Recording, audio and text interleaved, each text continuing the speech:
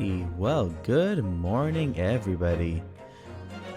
If my voice is a bit lower than it usually is, that's because I literally woke up an hour ago and I didn't have a chance to properly warm up, but we'll see how we go with my voice acting today.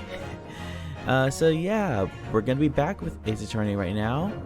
I took a quick little break from it, played some Escape Simulator, and then Saturday's planned stream for Fall Guys had to be canceled. Something came up. So, yeah, we took a quick little week break again, which I definitely needed for just a rest in general. It's kind of hard to do all of this, not just on my own time or anything. It's just like I never really done long streams of me just using my voice before, and it's honestly the weirdest thing for me to do even now. But regardless, it's a lot of fun. I really have fun a lot. I'll have a lot of fun playing this game and doing all the voices, and it's definitely something that I always look forward to. It's always a lot of fun to be able to play this and just meet a lot of people. Alrighty, so give me one quick second. Actually, I grabbed this and I didn't even drink it. So I'm going to take a quick sip and then we'll get started.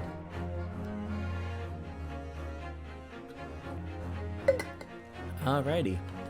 So the last time we left off, Susato just came back to England from Japan, and she told us all she knows about what's happening, and then she told Iris about how she knows about the Hound of the Baskervilles. Excuse me? And so, we're gonna learn exactly how much Miss Susato knows. Alrighty. And also, we're gonna, what's the word? We're also gonna go investigate with her. So, alright, so let's keep going.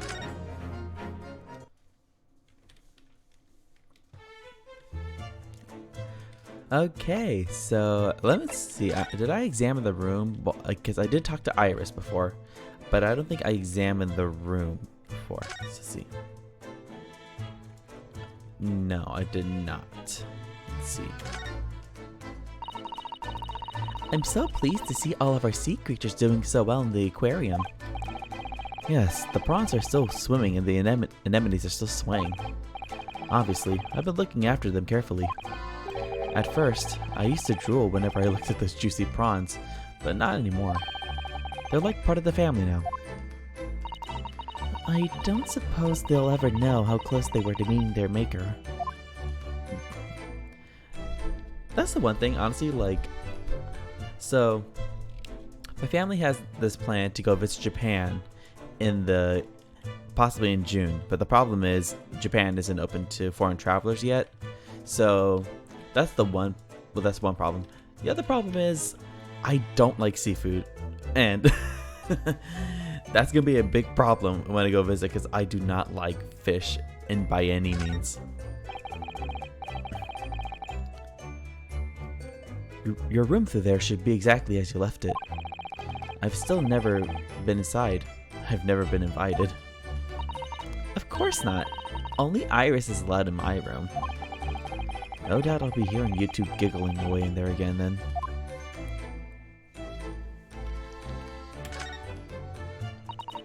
I see your Daruma still has only one eye filled in. Well, we agreed that it's something we'd do together, didn't we? We could do it right now if you like. I'd be happy with that. I rather like the anticipation, I think, Mr. Naruhodo.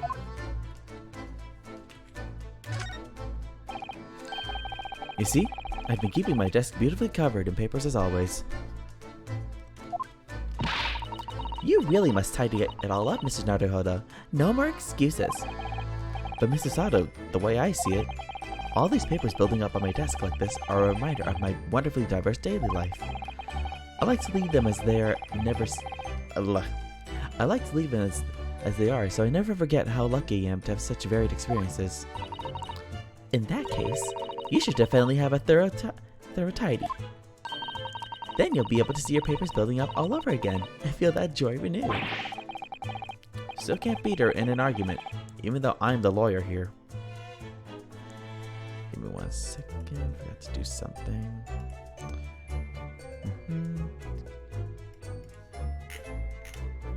Sorry, give me 1 second. I forgot to put the game overlay on. There we go. This is so I can see the chat. Okay.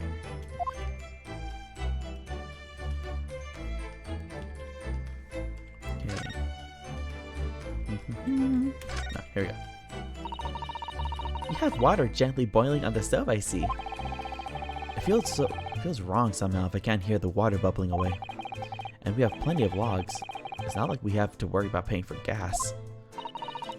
It's important to open the window for fresh air when the fire's burning, though. You can't keep it closed just because it's cold outside. It could be a matter of life or death. Avoiding the freezing winter air is a matter of life and death too, if you ask me. Oh, well, perhaps a nice cup of tea will warm you up later.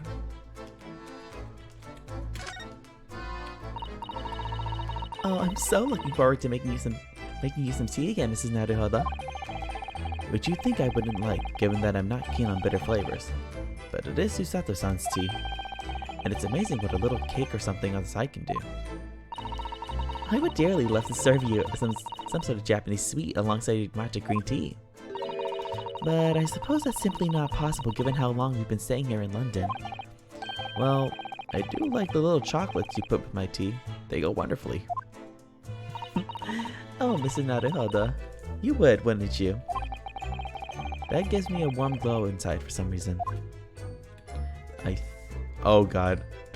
Y'all ready for the big shovel and debate? Thinking back, that spade's been in here since we first moved in, hasn't it? I'm sure I've told you before, Mrs. Naruhodo. It's not a spade, it's a shovel. No, shovels are for digging. That's for scooping up loose material. It's a spade.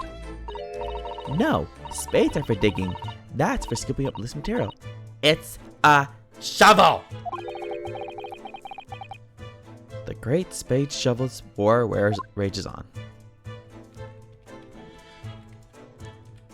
Honestly, I don't even, I can't even tell the difference either. There are spades that look like shovels, there are shovels that look like spades, and they all have the same purpose in my eyes. I don't care. By any means. Alright, so let's see. Ooh, here we go. Madame Spells. Now let's see where to go.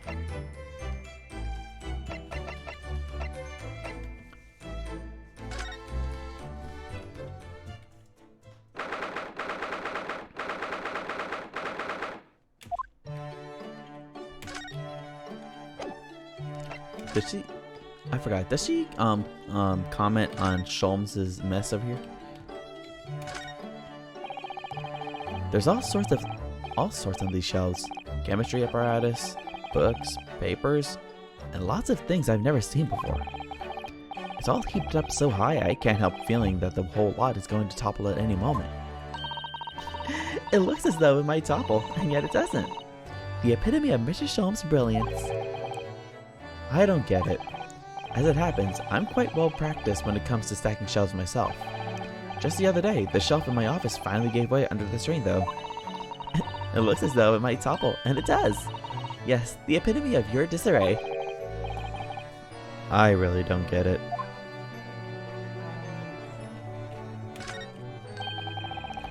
This is Mr. Sholmes' famous violin. The one he found being sold for a song at a pawnbrokery. What's it called again? Shoddy something? Oh yes, this wonderful instrument features in the Adventures of Sherlock Sholmes.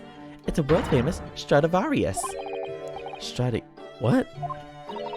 Stradivarius, Mr. Naruhodo. Stragivor. Are you even trying now? We'll come back to this another time, I think.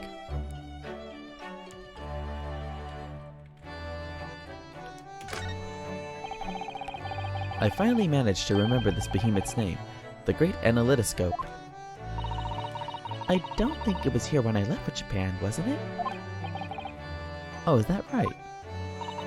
Yes, because it was with the pawnbroker. Ah, of course. Oh, that's given me a wonderful idea. I could pawn everything that's on your desk. The office would be tidy at last. Don't even joke about it, Miss Susato. You are joking, aren't you?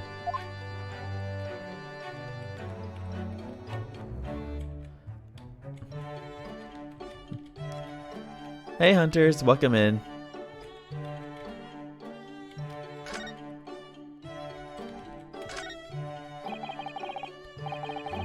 I do like this fireplace.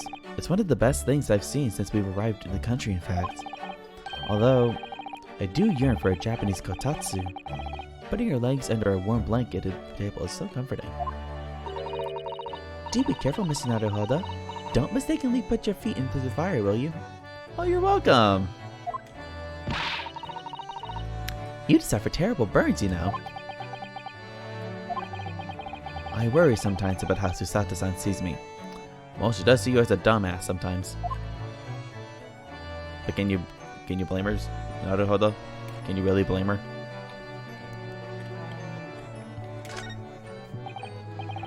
Ah yes, Mr. Sholm's curious collection of trinkets from the various mysteries he solved. It's one of my favorite parts of this room, full of items with such exciting tales to tell. And I do believe he's added to it since I last looked. Now there's a mysterious pince-nez, a mysterious little box, a mysterious horseshoe, a mysterious biscuit. I think that last one might just be one of Iris's unfinished snacks.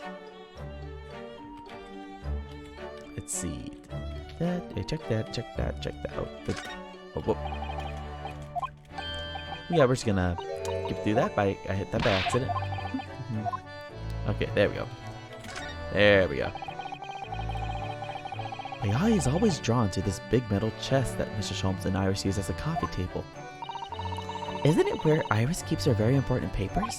It is. So you'd think that they'd treat it with more care, really. But only the other day, I saw Mr. Sholmes kick it. Oh no! I suppose something must have been frustrating him. What a shame to mistreat the furniture, though. Was it damaged?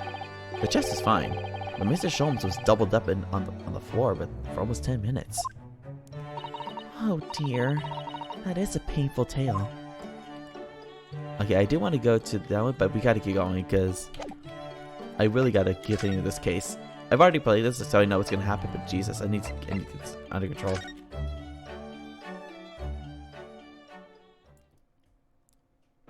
And I also forgot how eccentric Albert is.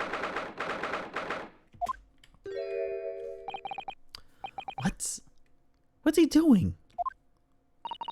Oh my! The whole wall of the cell is covered in mathematical equations. And he's still writing more now. Be prepared, Hunter, because, oh boy, when I do these... yeah, this guy. Be prepared, Hunter, because when I do like the non-Japanese characters, they have the most outlandish voice, and my mic may peak at times, so get your ears prepared. And he's still writing more now. Professor, sorry to interrupt. Huh? Oh, Mr. Naruhodo. And who is this young lady? My name is Susato Mikotoba. I'm Mr. Naruhodo's judicial assistant. It's a pleasure to meet you, Professor.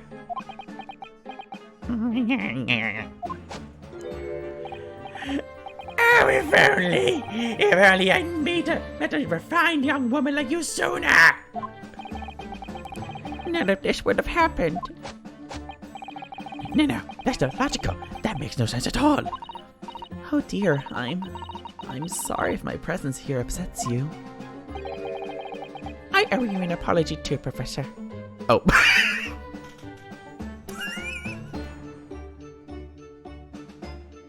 Oh god. Whoops. Oh god, I messed up. I owe you an apology too, Professor. And you should apologize for mistaking my voice for me. I didn't manage to deliver what I promised you I would do this morning. Oh no! No!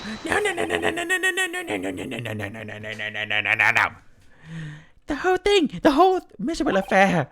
It all happened because I've been such a complete and utter clot. Professor Hairbrain? What have you been working on in your cell? Oh, you mean that? Oh dear, how embarrassing. I just whipped it out. I gotta go put it back. Zip! I was suddenly struck by an idea, you see, and I simply had to write it down. The wall was all I had to hand. Oh, is this some new hypothesis? Something to surpass super high voltage instantaneous kinesis, maybe? Okay, honestly, that is the hardest thing for me to say. No, actually, this is my autobiography. Your autobiography? How I was diddled and fiddled by Albert Harebrain. I found I could represent my odd fortunes with only odd numbers in an ambitious set of simultaneous equations. Really? I'm going to have to pay back all the loans I took for the kinesis machine, you see. So it's going to be a new serial publication for next month. Part 1, An Odd Birth, An Odd Upbringing. You can't beat the man's optimism, that's for sure. I see. Well, for now, would you mind if we talked a little more about the case? Oh yes, of course. I've been working through the numbers. I was diddled, I was fiddled by the pair of them. By Ashman and by that aloof engineer, Trevor. We're not going to have to sit through an explanation of all these equations, are we? I mean, Naruhodo, when it comes to harebrain, you can never be too sure. Alrighty, let's start with this one. Everything I believed in has been turned on its head. My research, Mr. Ashman, the kinesis machine, my hypothesis even. I'm sorry it's come to this. There was really no other way. No, it's not your fault. I wanted to protect my work, but in the end, there was nothing worth protecting. It was never my intention to deceive anyone. I didn't want to trick the public. No, of course you didn't. But in court this morning, I realized something. Oh? If you've done something wrong without knowing it, you've just done something wrong! Logically, it makes no difference if you're aware of it or not. Ignorance is a poor excuse. The blame still lies with me. Oh, Professor.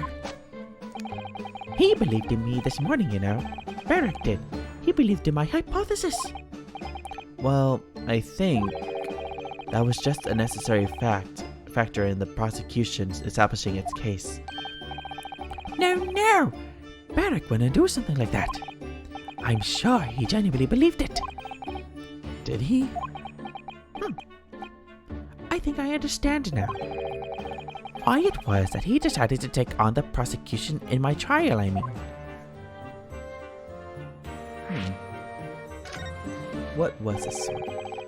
After the terrible accident happened, nobody would believe in my hypothesis anymore. Not the police, not the prosecution service, not any lawyers even. I feel like I dealt some kind of finishing blow here. So if any other prosecutor had taken the case, if it was anyone other than Barrack, I'm sure the prosecution would have declared my hypothesis a complete and utter nonsense. And in that case, you would have been declared a fraud yourself, Professor. Exactly! Which would have been a fate worse than death for me. I'd rather die than have my hypothesis proven wrong. In fact, I would do it right now. Thank you for protecting me, Mr. Naruhodo, but I need no more protection anymore. Yeah! I swear that he would have done that. You know, Albert would have done that. But Barrack insisted that I was a proper man of science from start to finish. You think that's why he... I know him very well indeed. He's an extremely kind-hearted soul. But that extremely kind-hearted soul spent all morning trying to paint you as a murderer, didn't he? Well, admittedly, that part of the analysis appears to have some flaws in it. And what about the whole Reaper side of things? How does that fit in with the kind-hearted soul idea? You never know. Do you think he set out to trick me from the very start? I'm sorry to say, that does seem likely, yes. When I first met him, he introduced himself as a wealthy financier. He looked over the paper I'd written and said my work would benefit all humanity and must be pursued. He was so enthused. He was so empathetic. But in reality, he was the mastermind of some vast criminal network, it seems. I still can't believe it. As the machine was essentially a set decoration for some stage magic, it probably didn't require a large amount of investment actually. But the scale of it wasn't just some small trick. It was a very elaborate feat of deception. All young scientists are full of hope about their burgeoning ideas, full of zeal. But none of us have any money. We want to do research, but we can't afford it. Many of us take on barely legal part-time work to try and earn just a few measly pennies to carry on. To go through all of that, only to be taken for a complete fool. It's too rotten to believe. It is, I agree. And that's why we have to find those responsible and bring them to justice. Mr. Aspen is no more, of course, which leaves only the engineer. Yes, of course. Mr. Enoch Drebber. You know him, Susato.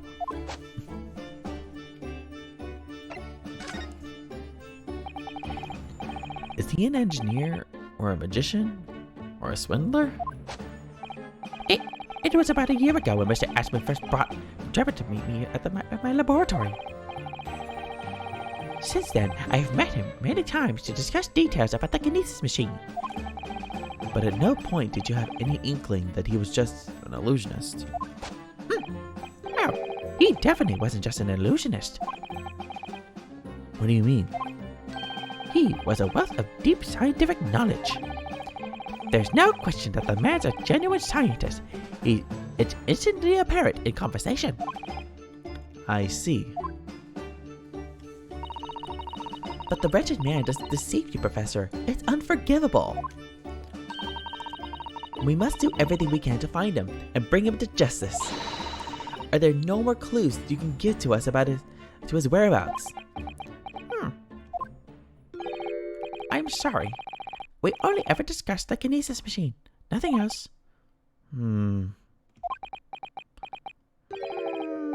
Although, just once, I did visit his workshop. What workshop? Drebber's enormous fabrication laboratory, where he constructed my great machine.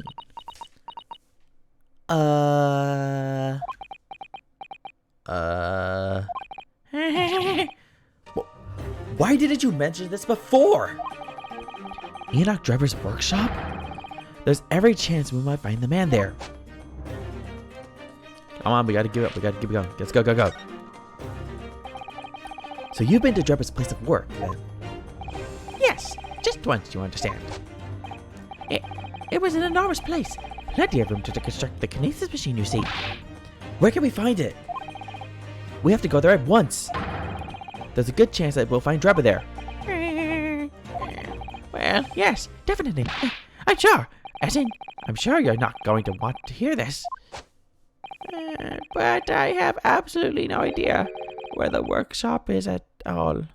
I'm sorry!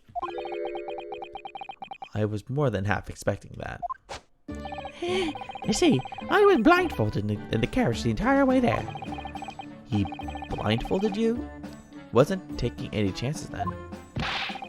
The place was incredible! The pinnacle of modern engineering! Even then, the oil he used was the very best. A special French machine oil that's impossible to attain in Britain.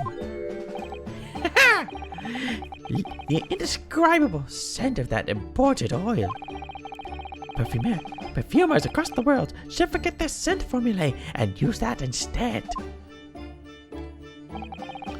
What do you think, Susato? Oh, the machine for your next birthday? I've never used any kind of perfume, Mr. Naruhodo, and I'm not sure I'd like to start with that. I don't suppose you know every even part of the workshop's address, Professor. You don't have a business card for Mr. Drebber, for example. The man was clearly very cautious, Mr. Sato. I'm sure he would never. Aha! Yes, I do. He gave me his business card once. It's right here. Look. What? Let me see that. Let me see that. Hey. Throw etiquette to the wind, why don't you?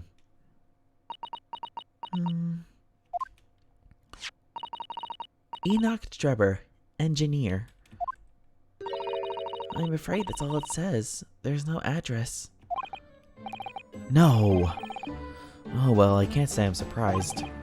Still, this could be useful.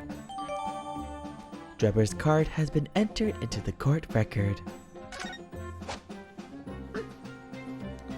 Okay, let's see. There's anything we can present to him? I don't think there is. We gotta present Albert. Let's take a look at this.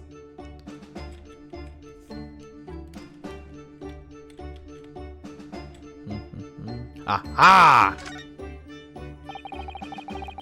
This dark smudge here. I think perhaps it's machine oil. Yes, possibly. Professor Harebrine mentioned something about the oil Mr. Drebber uses, didn't he? He said it was specially imported, very high quality oil that's impossible. Let me say that again. He said it was specially imported, very high quality oil that's impossible to obtain in Britain. Yes, that's right. But more importantly, that is more fragrant than the finest perfume. So, excuse me a moment. Oh, it doesn't appear to have any scent at all. Don't worry, I expect that just because there's such a tiny amount on here. The details of Drebber's card have been updated in the court record. Okay, I think we have enough of Professor Bunny Brain here. We'll see you later, Albert. See you later.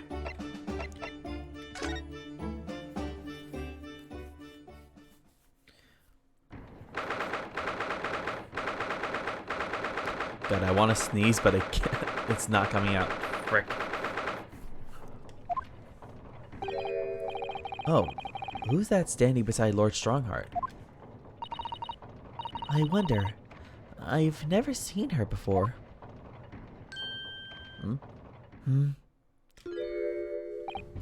Ah, the young champion of the court. You had some success this morning, I understand. And you've thrown the entire government into disarray as a result. Oh. You mean because of Professor Harebrain's experiment? Sham science being demonstrated at London's great exhibition. The country's been made to look foolish, and now politicians are scrambling to respond. God, it's not coming out. Frick. Okay, give me 1 second. I gotta get the sneeze. I'll be right back.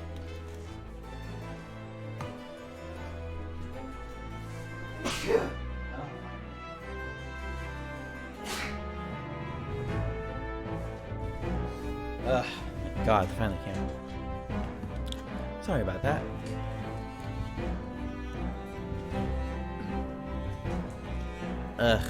You remember those moments where you try to get a sneeze out and it just not one come for the life of you? Because, dear God, that was me.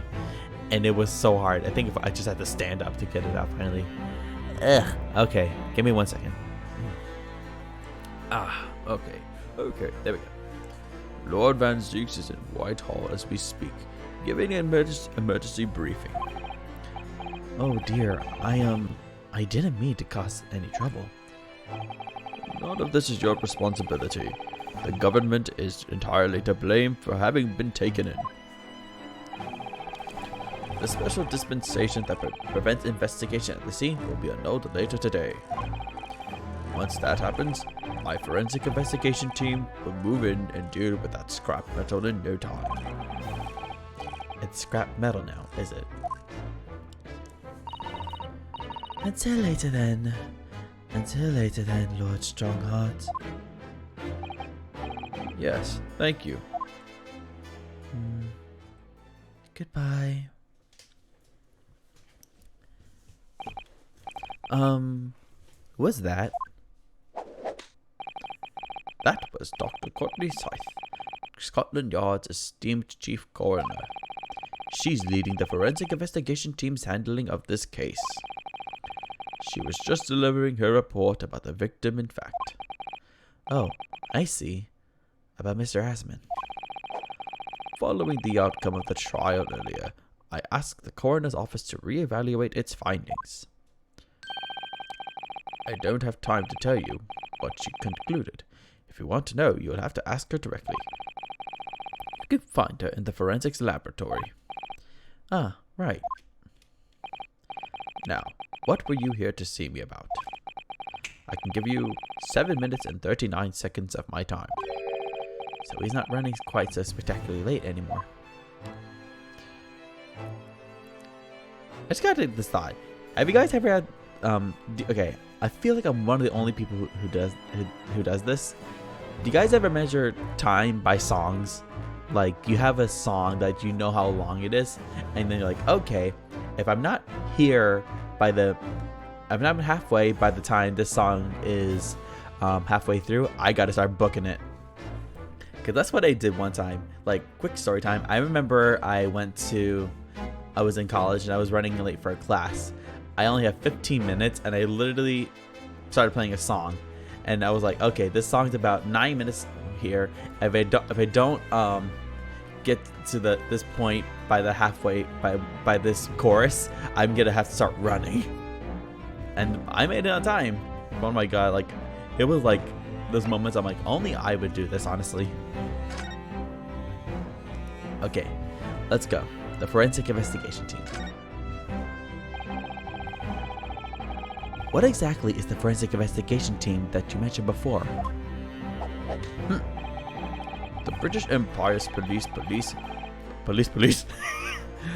The British Empire's police force must become the most exemplary in the world. For that to happen, it's imperative that we embrace forensic science and everything it has to offer. I first created the forensic investigation team a year ago, now unofficially of course, to pave the way. Goodness, a year ago? At next month's symposium, I intend to present the results of their work to the world. Once I do that, the House of Lords will be powerless to oppose the creation of a full-scale forensics division. And once that happens, the position of Attorney General will be mine, and criminals will suffer dearly. Yeah, that's not incriminating at all, or even suspicious. What do you mean? For too long, those scoundrels have made a mockery of our legal system with false evidence and bribes. But London's scum is about to be rounded up and burnt in the fires of hell. I intend to see it personally. By creating the finest police force the world has ever known, to protect our honor and our future, I'll bring honor to us all. Look at those eyes. He means every word. Dr. Scythe is an extremely reliable coroner. When I officially establish the forensics division at Scotland Yard, she will run it as my right-hand woman. Now then, speaking of the symposium, Miss Mikotoba. Oh, yes, my lord? Your father should be on the high seas as we speak, making his way here to represent the Empire of Japan. Yes, that's right. I understand he will arrive at the beginning of next month. Are you acquainted, Lord Strongheart? With Professor Mikotoba, I mean. Now why should I tell you? It was many years ago now yet. But yes, I remember Dr. Mikotoba very well. Oh.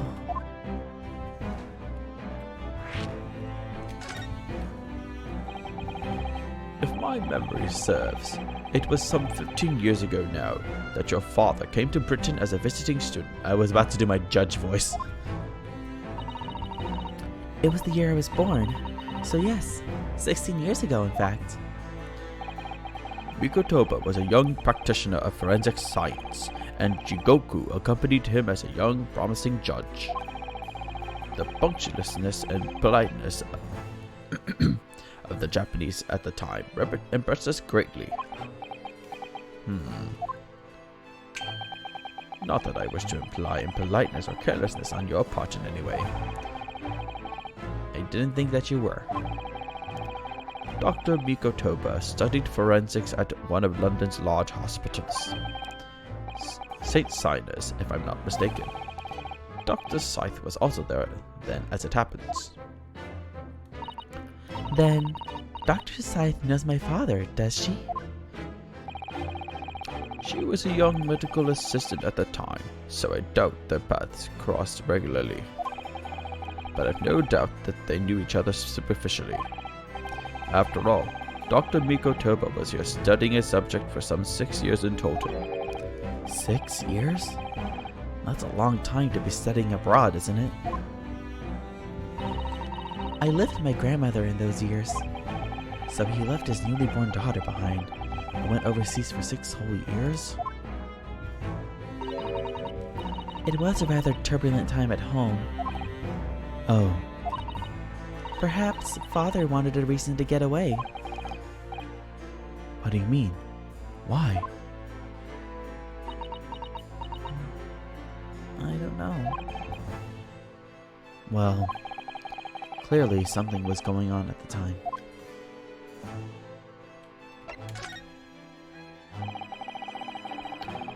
I wanted to ask you about Lord Van Zeeks, actually. I heard that his older brother was killed some years ago by a mass murderer known as the Professor, who targeted nobles and royalty. Is that right? Yes, Professor Hairbrain. What? I'm just kidding, Mr. Naruhodo. You Japanese are a thorough lot. You've done your research well. Yes. And you could say it was that very incident that gave rise to the Reaper. What? Why? When his brother Clint Van Zeeks was murdered. It was just after young Barrack had graduated from the University of London and became a prosecutor. When obvious criminals who managed to evade conviction in court started disappearing, rumors quickly spread through the capital. Londoners started to say that wherever Barrack Van Zeeks went, the ghost of his dead brother wasn't far behind. Oh my word!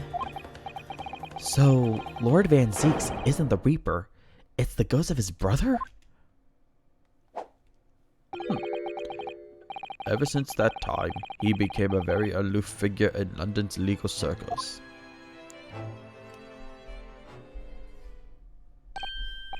Oh, yes, Lord Strongheart. Go ahead. It's about Professor Harebrain's experimental machine.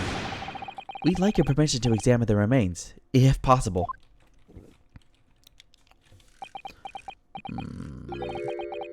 Are you well versed in science then? Not in the slightest. In fact, you could say I was barely aware of the subject at all until recently. But the special dispensation legally preventing investigation of the machine is currently being annulled. Within a few hours, Dr. Scythe's team of forensic experts will begin their own investigation. But I suppose until then, there's no harm in you looking at the wreckage as long as you touch nothing. Thank you. Being able to look at it is better than nothing. And I'll be able to see it too. Your time is up. You will have to excuse me now, I'm afraid. My next engagement calls. We are extremely sorry to have troubled you when you're so busy, my lord. I have important matters to attend to in preparation for the symposium, you understand.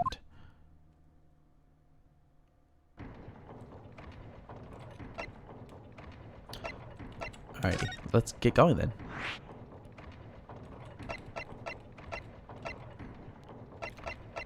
Let's see. Let's go to the forensic science place real quick.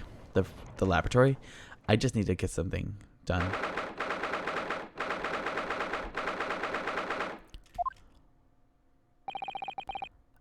I believe this is it. Dr. Sight's laboratory. Looks more like a torture dungeon than anything. Well, you never know, Mr. Naruhodo. A lot of people are into places like this. What are you trying to say, Mr. Susato? That chemical smell really assaults the nose. And there's plenty to assault the eyes in here, too. It looks as though the doctor isn't here.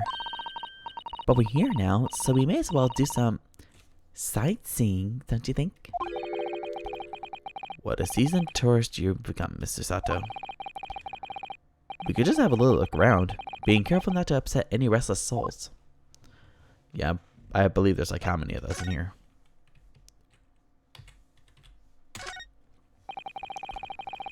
Look at all the bottles on the shelves in these cabinets. What an assortment of chemicals. These ones here are labeled highly toxic. Ugh, that's worrying. Because there are also things that look like salt and pepper shakers in there. Oh yes, and they actually say salt and pepper on them. The doctor probably spends a lot of time in this room, I suppose. Perhaps she has meals here sometimes. Life goes on, even when you're surrounded by death.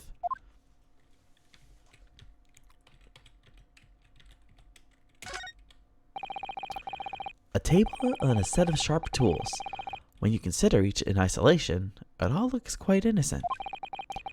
So why is it when you put them side by side, they seem so horribly disturbing? It might be best not to ponder it too deeply. Seeing the large tome that's open on the desk does make me wonder, though. How can anybody concentrate on bookwork with this acrid odor of chemicals in the air? You'd either have to have a cast iron constitution or a really terrible sense of smell.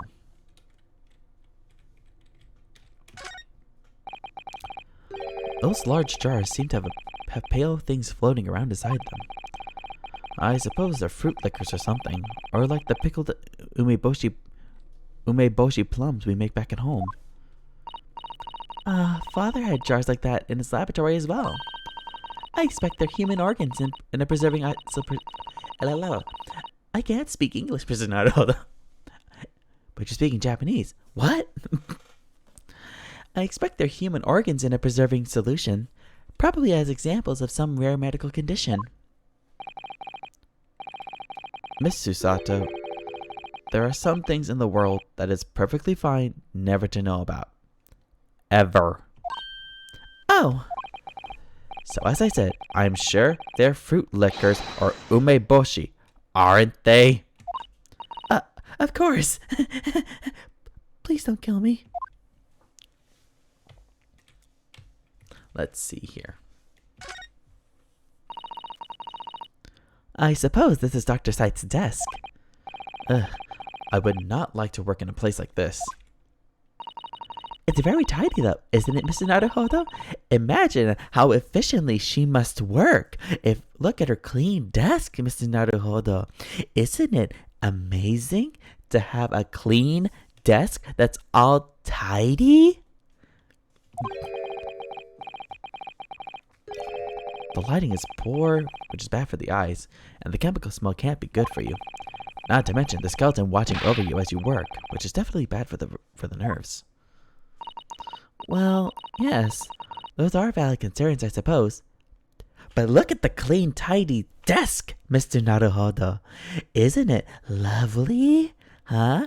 What are you trying to imply, Susato? Clean your desk! I can just about cope with the one-eyed Daruma doll watching over me, but that's all.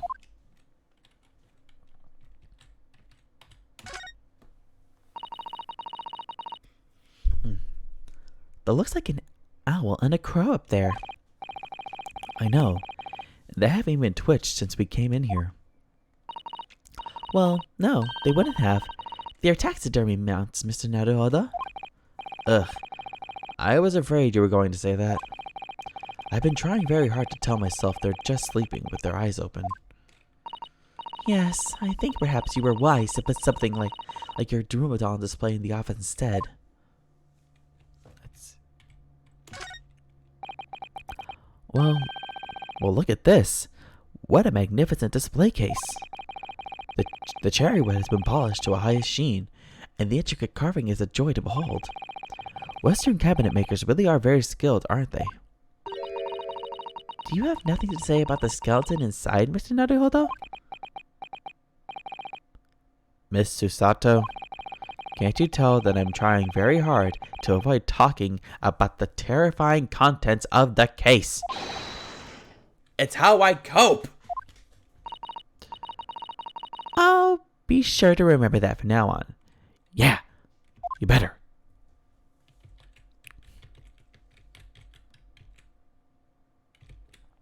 Oh yeah.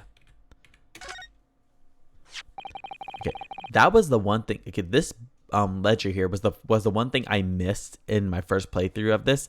And when I was trying to figure out what I was missing, I was going like up and down, but I was going so fast I didn't notice that the check mark disappeared. So when I finally found it, I was like, it was right in front of my eyes this whole time. Like, I was so mad. Look at this big thick book here. Ah, it appears to be an accounting ledger. It's a record of the forensic investigation team's spending, I think. Huh? Oh. What is it?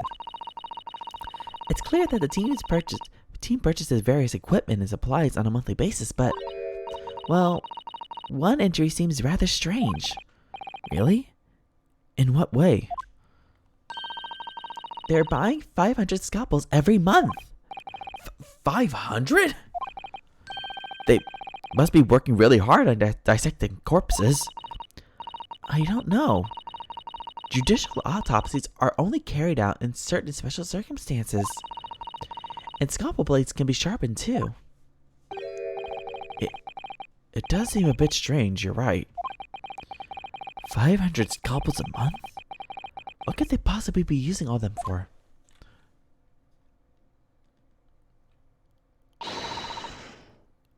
What are you doing? Ah! Sorry, we had something we wanted to ask you, but you weren't here, so... So you thought you'd snoop around. That's acceptable to you people from the East, is it? Well, what do you want? Lord Strongheart told us, you see, that it was you who examined the victim's body. Mr. Asmon's body, I mean. So we came to ask you about your findings, on Lord Strongheart's advice. Very well. If the Lord Chief Justice has given his consent, I'll tell you what our investigation revealed.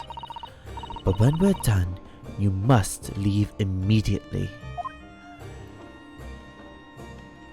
So go ahead. Ask me anything.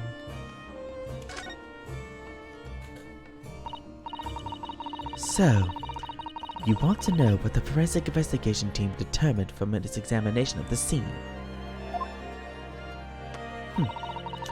The victim, Mr. Odie Asman, who disappeared from the experimentation stage amid an explosion, excuse me, and the Mr. Asman who appeared moments later partway up the crystal tower, were without question one and the same person. That is the team's conclusion. But that can't be right! If it was an elaborate trick, we can only speculate about how it was carried out. Let's see. If two people who looked very similar to each other were involved, they could have made it appear as if one single person had switched places, couldn't they? Very true. Very true. But sadly, in this instance, that was not the case. The man who disappeared and the man who subsequently reappeared was the same person. The fingerprints at the scene make that quite evident. Ah, fingerprints. They're not yet officially recognized as forensic evidence in the British justice system. But one day, they will be used as an investigative aid as a matter of course. Oh my. But that would mean that the instantaneous kinesis actually took place. So, where does that leave us? My team was tasked with investigating, not drawing conclusions. That you can do on your own. Oh, okay. Instantaneous kinesis is impossible, and yet the body did move from one place to the other. This hasn't cleared anything up at all.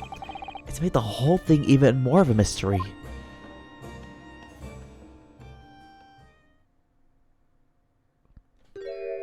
I forgot about her. Mama, what is this? Where does she spring from? And did she call the doctor Mama? This is a lawyer, dear. Oh. Hello. To meet you. Pleased to meet you. Yes, I'm a defense lawyer. Mama. Yeah? Yes. Can I cut this one up? What? I've never seen a silent Easter person before. I want to know what it looks like. Of course you can't. It's a live specimen, as you can very well see, but soon he will be a unalive specimen, so you can see for yourself. Oh, thank you, Mama.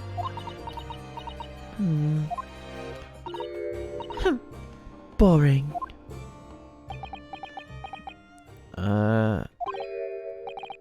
I think I just had a near-death experience. Oh, so I can examine you soon. Oh dear, Mr. Naruhodo, you're as pale as a corpse. Did I hear corpse? I swear, she's just waiting for the one moment to just cut me up. Now let's leave before I'm mistaken for one.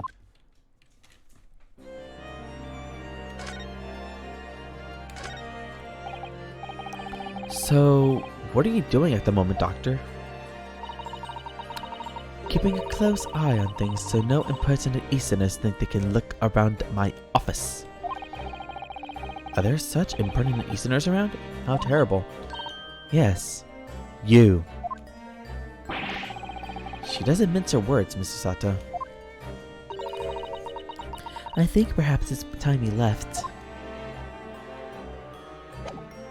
Okay, now let's move around here.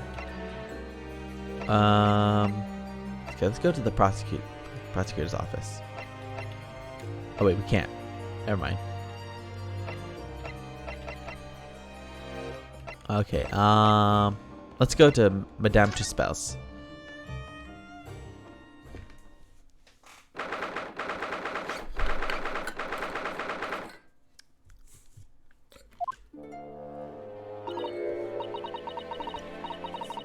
Oh my. No wonder it's called the House of Horrors. I'd like to turn on my heels and go straight home. Via the confectionery. Me too. Being scared makes you crave sweets? I can understand that. I was looking forward to a reunion after 6 months away, but there's no sign of Mrs. Sholmes anywhere. That's strange. You should be here investigating the abduction of the waxwork. Oh well. I suppose we'll just have to come back again later.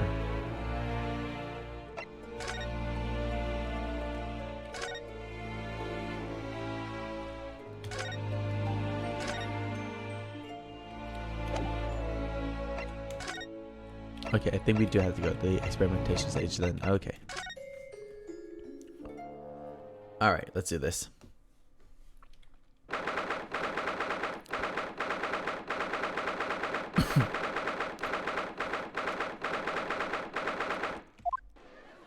I'm surprised they managed to fit all that text in there, I'm being honest.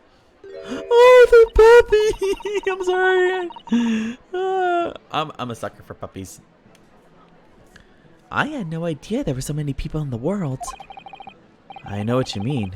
It's really packed here today. It feels as though it's taken us 2 hours just to make our way through the crowds to this point. Has it? I shut my brain down so I didn't really notice, to be honest. Gosh, I do wish I had your absence of mind sometimes, Mr. Naruhodo. Okay, I was like, there you are. I had a feeling you lot would show your mugs before long. Okay, and yet again, I have another voice I can never secure. When it comes to frickin' Gregson, I can never do it. Even though I have his hold it line as a reference, I never stick to that. Oh, Inspector Gregson. I see you're hard at work as usual. Warm greetings to you. I do hope you've been keeping well since last we met. What's with all the ceremony? We just saw each other in court this morning. Not you, sunshine. Not you, sunshine. The gentlewoman so loyal at your side. Oh. Why, thank you, Inspector. How good of you to notice. He might be a bit rough around the edges, but he's still a proper English gentleman at heart, I suppose. As you've probably guessed, we were hoping to investigate the scene some more. Right.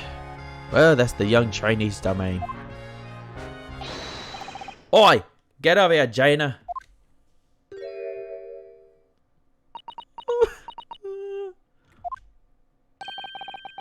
She seems to be busy playing with the puppy. Probably giving it a traditional East End training. Gina? She's a police officer now? Amazing, isn't it? She's a good kid, actually. Heart's in the right place, anyway. She's got the detection bug, if you ask me. Yep, I think she'll follow in my footsteps nicely. What do you mean? I'm being transferred. It's time for me to say toodaloo to London. You see my point? I gave him one voice and now I can't stick with the other one. Oh no! Really? That's a bit sudden, isn't it? I had no idea. Where are you going to be posted then? You'll come to see how you're getting along. Not likely, but you're welcome to try. If you don't mind a trip to France, that is. To France? I'll be working in the Paris Police Prefecture. She'll be right up my alley. But France? It's an entirely different country. I don't understand. Why would you be sent there? That's the way the adult world works, sunshine. Now don't go poking your nose in where it's not wanted.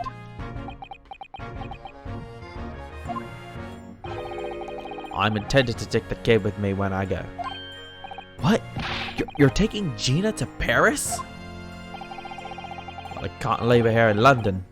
Who knows what would become of her. I suppose he's worried she'd slip back into slipping her hands into people's pockets and purses. I don't think he's worried about her pickpocketing, Mr. Naruhodo. I think he's worried about the Reaper. Oh, of course. So that's playing on Inspector Gregson's mind too, is it? Anyway, I haven't mentioned any of this to Jaina, so don't go blabbing, you hear me? No, of course not. I've got to keep that diving diva safe and sound. Until all this is over, at least. Oi! Did you just call me a blaming diving diva again? So you heard that, did you? Right, well, any questions about the scene? You can put them up to capable Detective Diva here. Alright, you heard the boss. Inspector Lestrange's in charge here now. I suppose I better keep my word and not mention anything about Paris. So, Gina, you've got a new dog, have you? I'm sorry. Oh god, I love it. Oh, it's Toby! Even though I know his name already, so... I'm sorry, I'm a sucker for puppies. I said it already. Isn't it great? That's not the voice. Isn't it great? Toby's his name. Oh, how delightful. He's absolutely adorable. Yes, the dog does seem lovely. But it's the not so lovely Inspector Gregson that's playing on my mind, to be honest. Okay, let's do this. Did you guys notice that animation? Gina? We were actually hoping that we could investigate the scene again. Yeah, alright. If it's around here, you can do what you like. Oh. That's alright, is it?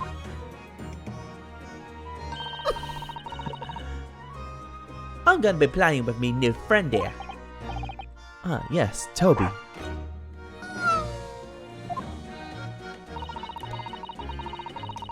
The machine that exploded must be at the top of those stairs, I presume.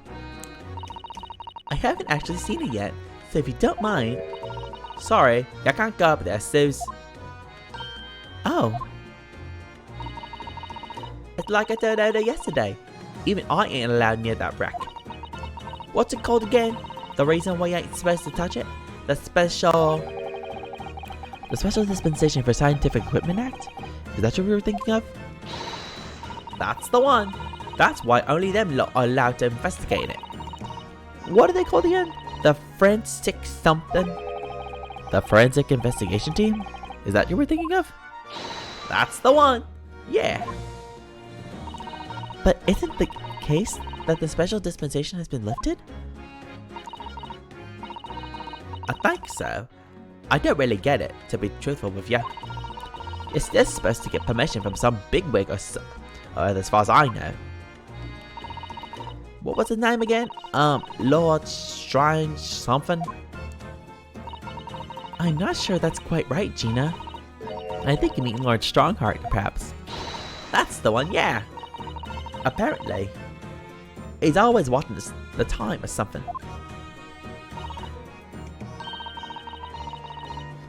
Actually, we've just recently been to see Lord Strongheart. You what? You've met him? Last time the boss was called to go and see him. He waited for 3 hours at the Cove's office and came back sniping. Tragic. Well, Lord Strongheart has given us permission to examine the scene as long as we touch nothing. A second.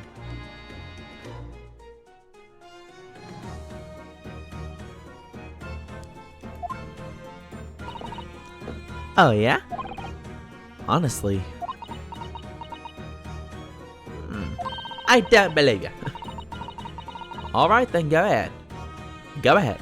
But if it turns out you're lying, it'll be the boss who gets it. He'll never eat another chip again in his life. So, you're still saying all this above board, are you? I'm sure everything will be fine. That really would be tragic. Alright then, them's the stairs. Off you go. Oh, thank you, Gina. I am so sorry that I'm doing a very terrible accent for Gina. I'm basically basing mine on Eliza Doolittle. And even then, that's not the right one to do. So, oh boy, I'm so sorry. It was great, wasn't it? I had a right laugh. It was a new one on me at that. You know, being in court ain't not spend the whole time worrying about to be found out. You did keep an awful lot of secrets in all your previous court appearances, didn't you? Yeah, and Odo's made things hard for me every single time and all. Just doing my job, Gina. But watching someone else get in the neck is a lot of fun, actually. It was amazing when you showed that dodgy professor's dodgy experiment was a total fix. The dodgy professor, as you put it, Gina, is Mr. Naruhodo's client. Yes, I'm starting to wish he wasn't, though. It's the boss I feel sorry for. Staying off to do the impossible. What do you mean? He's supposed to arrest the other cove, ain't he? And in time for tomorrow and all. You know, the dodgy engineer. What's his name again? Mr. Drebber, you mean? Enoch Drebber? That's the one, yeah.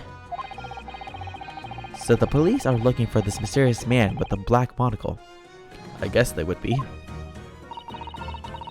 It's putting too much on the boss if you ask me. He says it's giving him a gut ache.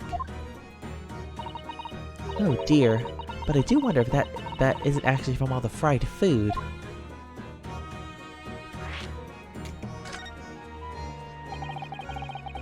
So Scotland Yard are trying to track down Mr. Enoch Drebber. I wonder if they've had any luck. He's really funny looking. Got two eyes what don't match. Stole a glimpse of a picture of him earlier. I mean, I didn't actually pinch it or nothing. The old devil's caught it. Sorry? Who? You know, that scowling reaper what's always glugging down glass of that blood red plonk. Ah, Lord Van Zeeks. He's always added in for me, that cove. Don't know what he's always scowling about mine. Probably would have been a pretty good boss as it goes. She'd rather be the Reaper's apprentice than a detective's trainee.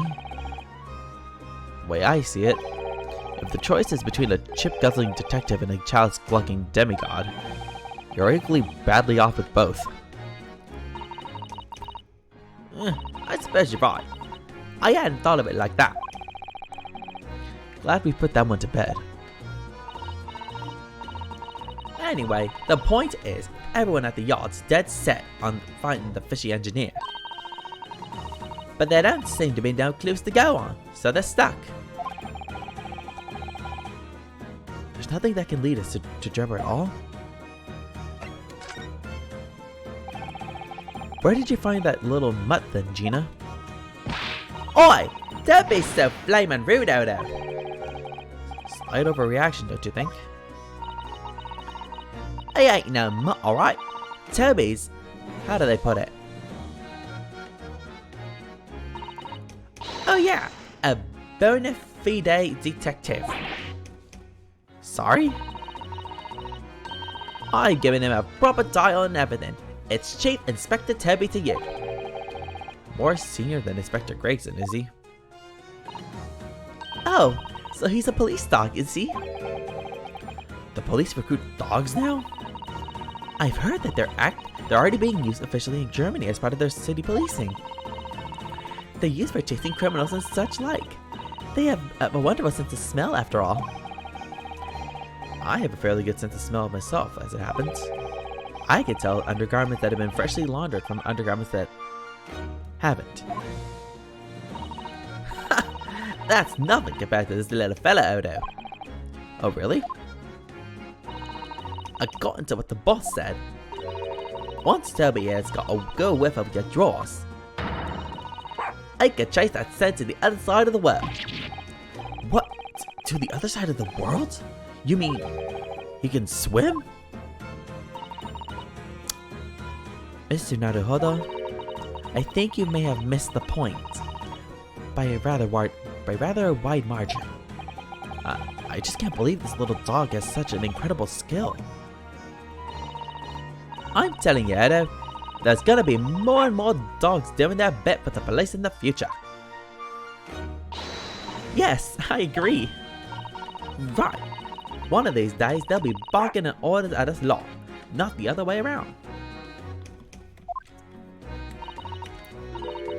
Oh dear. Sorry, Gina. I don't think I agree with your vision quite that much. Well, anyway, whatever you think about that, Toby is Britain's first police dog. I found him down the East End the other day. Someone had just chucked him out on the street. There you go. I knew she lifted him from somewhere. Oh, Gina, you're such a kind-hearted soul, aren't you? to children and to animals. Okay. I'm gonna take a quick break here, you guys. Give me 1 second. I'm just quickly save the game. I'm not ending stream, but I am getting a bit hungry, so I'm going to take a quick lunch break.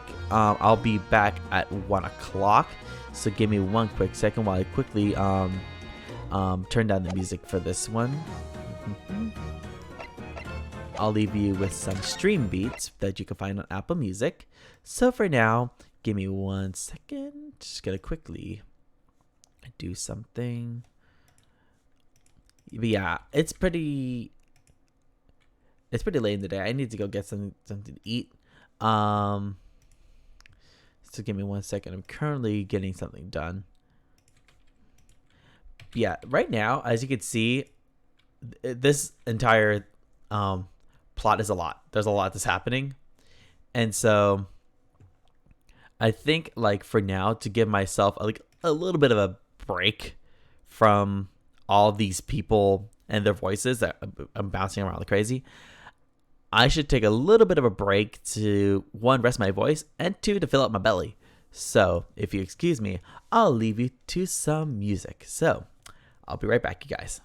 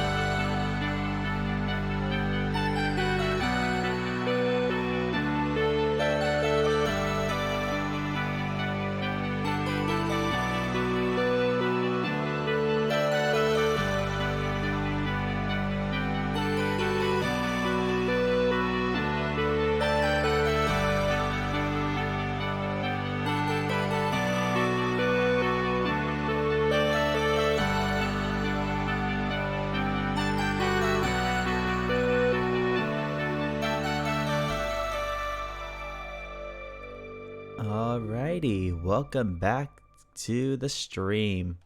I took a quick little break, and so now we are all ready and set to get back into Ace Attorney. So give me one quick second, prepare your ears, because I forgot what the audio level was for the game. So, oh boy, here we go. Okay, not too bad. Just give me 1 second. Alrighty, so let's get back in it. Okay, let's go. So, last we left off, we just finished talking with Gina, and so now we are gonna quickly get back to investigating.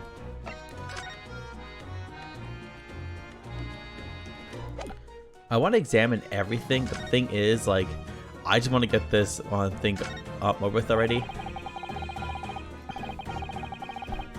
These stairs lead up to the experimentation stage. Let's go and see what we can find out.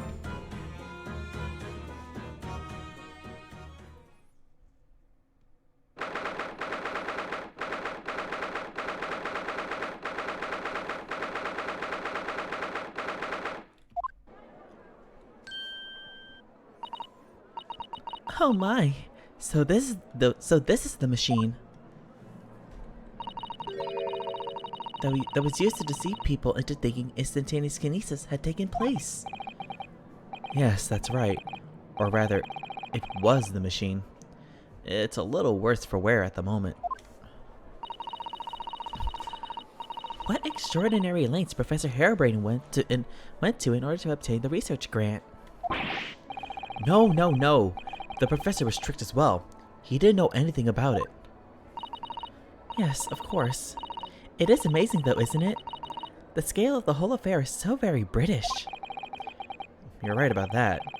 You never see such a grand deception in Japan, that's for sure. Oh look, is that... Oh my goodness. Lord Van Zeeks?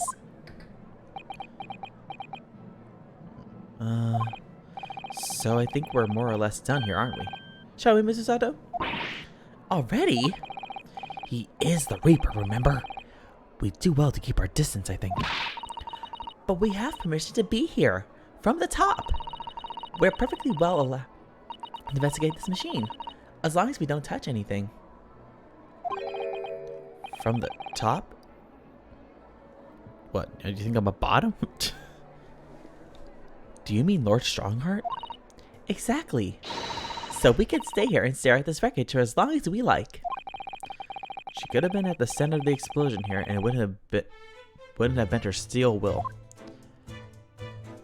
Alrighty, let's get investigating.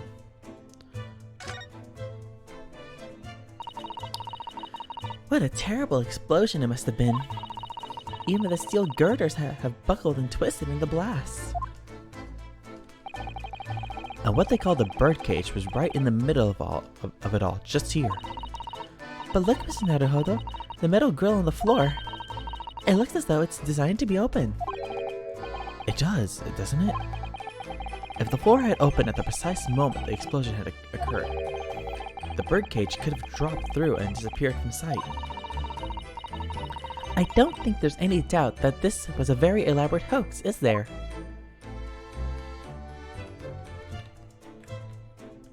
Okay. Oh, isn't it exhilarating? All this different architecture from all corners of the world. It does make you feel a bit like an explorer, doesn't it? I know it's all subjective, but the onion-shaped roofs have rather caught my attention personally. It is very subjective, isn't it?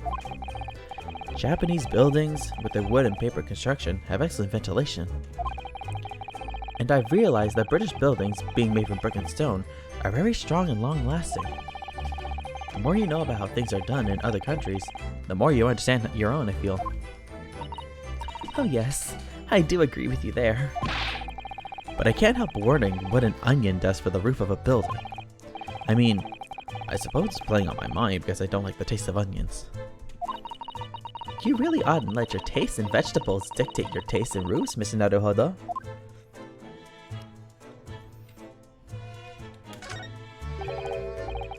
This wasn't here yesterday. Really? But if I'm not mistaken, it's the cage in which the victim was standing before he was apparently beamed through the air. That's right, the bird cage. According to what Professor Harebrain said in court, it's made of wood. Or more precisely, Japanese cypress, I think. And despite having been in an explosion and then falling from a great height, it's relatively unharmed. What a wonderful, durable construction, wouldn't you say, Mr. Naruhodo? I had understood that the forensic investigation team had taken it away yesterday to examine it. I suppose they must have brought it back here when they finished their work. But sadly, not with the body inside it. Real quick, does this count as tampering with the crime scene? Like, they had the Special Dispensation for Scientific Equipment Act and everything.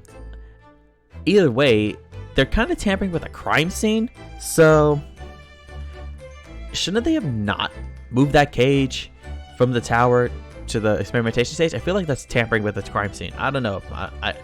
That's one thing I found strange when I was playing this the first time. No, that's right. See? Even Ryunosuke agrees. I know we were given instructions not to touch anything, but still. This is too important a piece of evidence to overlook. We might need it for the trial. The bird cage from the machine has been entered into the court record. Okay. And now that we got something in our court record, time to examine it.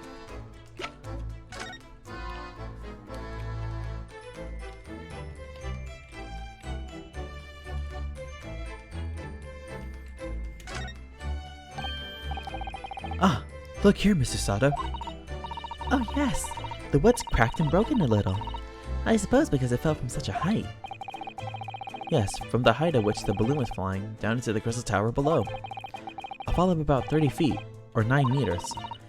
Leaving the man inside tragically dead. The details of the wooden bird cage have been updated in the court record.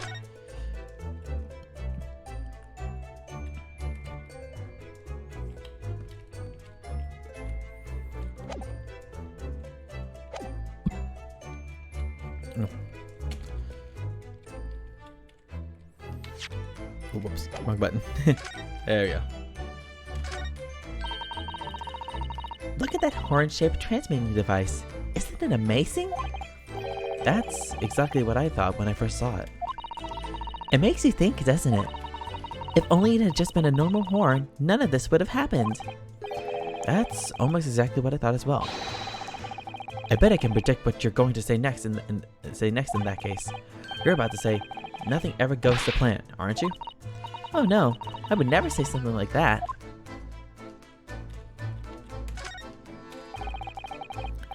However much I look at them, I just can't come to terms with those Tamari handballs floating in the sky. You've been glaring at them constantly since we came up here. Sorry. The feelings of wanting to ride in one and wanting to never set foot in one are fighting it out inside me. But if you don't look where you're walking, you might fall from the stage. I don't think I'd notice. That's how fiercely the battle inside me is raging. I think you should make peace with riding in one, Mr. Naruhodo. It really would be much safer that way.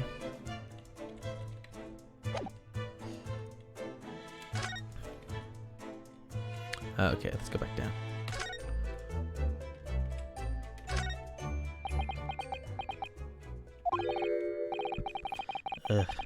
Least approachable man in the world winner. 10 years in a row. Be strong, Mr. Naruhodo. Your country and your assistants stand firm behind you.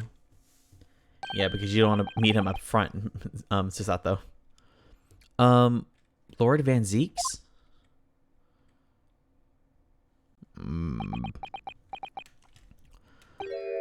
What? Well, beautiful weather we're having, isn't it? Please don't kill me. I thought I was making it quite clear that I didn't want to be disturbed. Apparently, you Nipponese are unequipped to read the signs. Oh, I read them. So, what are you doing here? Entry to this area is prohibited. Well, the thing is, Lord Chief Justice Strongheart granted us permission to investigate, on the condition that we didn't disturb anything. And yet you've managed to disturb me. Mood. Ah, Never mind. State your business then. come to think of it, there are quite a few things I'd like to ask Lord Van Zieks about. Not least of which is that awful case, even though it's nothing to do with this. Ask away, Mrs. Naruhodo. You won't know unless you try.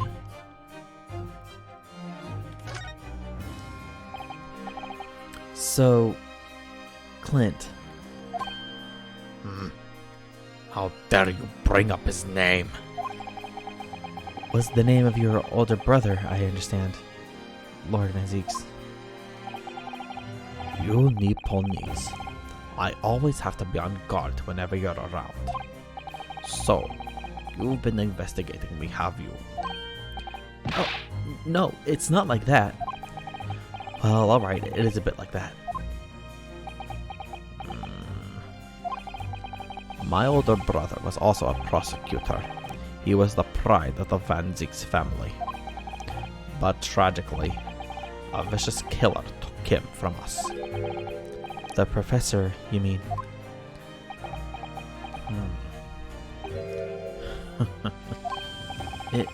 Is something funny? That's the extent of what you've discovered, is it? I shouldn't be surprised. Sorry? There's more to it then.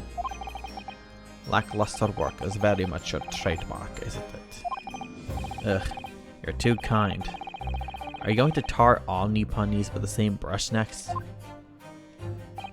So tell me, what's your interest in that historic incident? As it happens, Lord Van Zieks, there's a rather curious case that comes to our attention. Are you aware at the Madame Tussauds Museum of Waxwork by any chance? I am, naturally. I believe that since last month, I featured in one of the displays there for public scorn. Of course, the infamous Reaper of the Bailey would have had to be exhibited, wouldn't he? Well, a particular waxwork has been stolen from the place and held for ransom. A particular waxwork? Wait, you mean... Yes, it's the professor. Mr. Sholmes is investigating the case as we speak. I was unaware of that. He's turned as white as a sheet.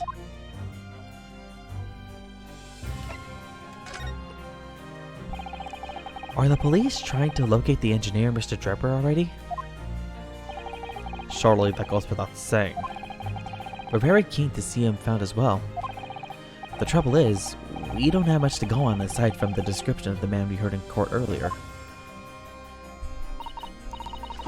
Which, according to Professor Harebrain,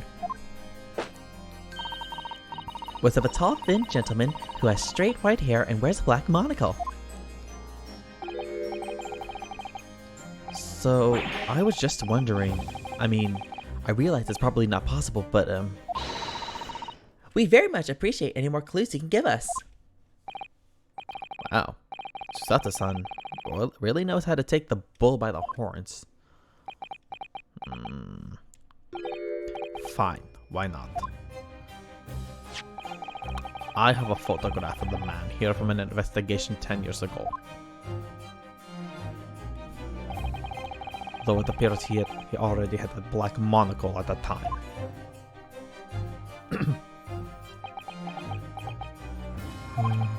What?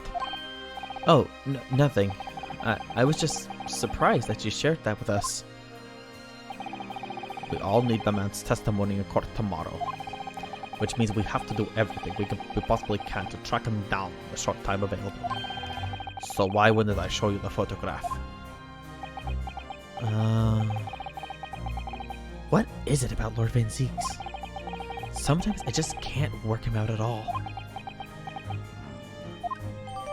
The photograph of Drebber has been entered into the court record.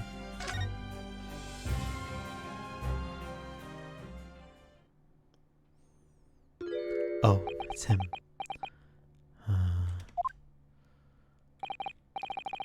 The file I requested for the trial tomorrow. Let's see. Thank you.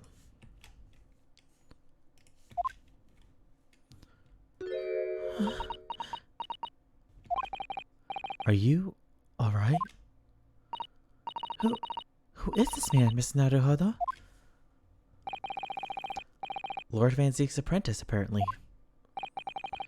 So I'm not the only one. Susato-san can see it too.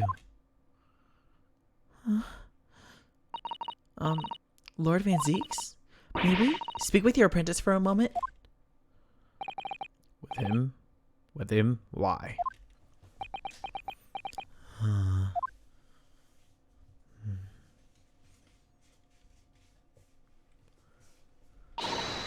Kazuma-sama!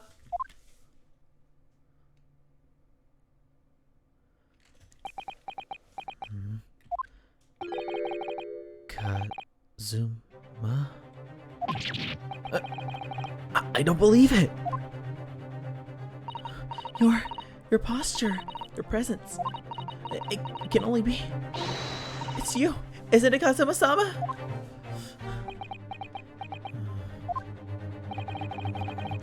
I felt something strange the very first time I encountered this cloaked figure. As if I knew him somehow. Can it really be you, Kazuma? My boyfriend? I just play at the yaoi factor too much. Wait! Too late. What's going on here?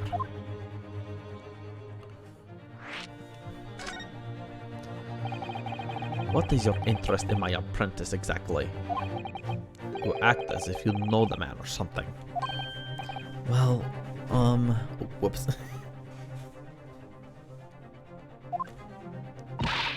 since when has he been in your care? I don't recall you having an apprentice before I left Britain 6 months ago. Lord Strongheart introduced him to me about 3 months ago now, with instructions to mentor him as a prosecutor. But he didn't tell you why, did he? The man appears to be suffering from amnesia. He's forgotten every last detail about himself. He has amnesia? Tomorrow he will appear in court at my side. What? He is to service as my judicial assistant on Lord Strongheart's orders.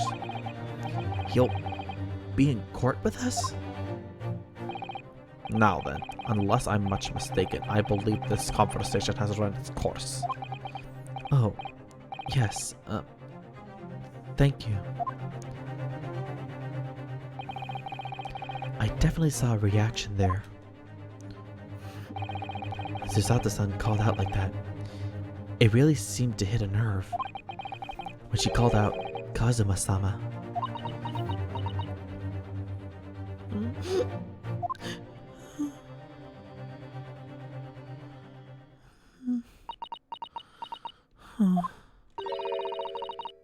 You'd already met the masked man, hadn't you, Mr. Naruhodo?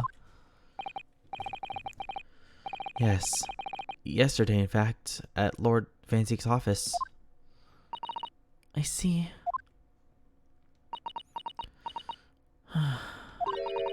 And if Kazuma-sama really is still alive, it means that Mr. Sholmes lied to us. I know. We're going to need to speak to him about that. And I know just the place where he is. You're going to have to leave now. Huh? The forensic investigation team are due to arrive shortly. If they find you here, it will cause problems. What sort of problems? The murder kind. Foreign affair problems. Well, we could do without that. Alright, we'll be on our way. Let's go, Mr. Sato. Of course.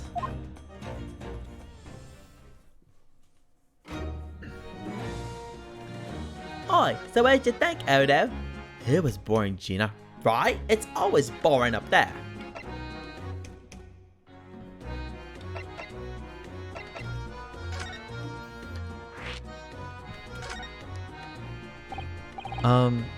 Gina? We were actually hoping that we could investigate the scene again. Yeah, alright. If it's around here, you can do what you like. Oh, that's alright, is it? I'm gonna be playing with my new friend here. Ah, yes, Toby. Apparently we can't look around on the stage now because the forensic investigation team are at work. Can't you do anything, Gina? In your capacity as Inspector Lestrade? Look, I like to help you out. But I'm just a trainee, ain't I? And ain't nothing I can do. When it suits you, yes. Okay, now we go to Madame Tuspel's.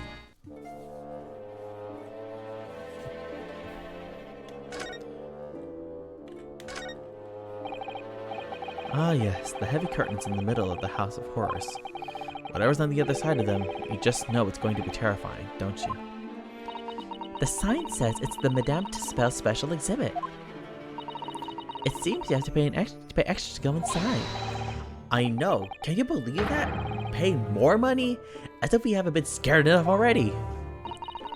It's not my doing, Mr. Naruhodo.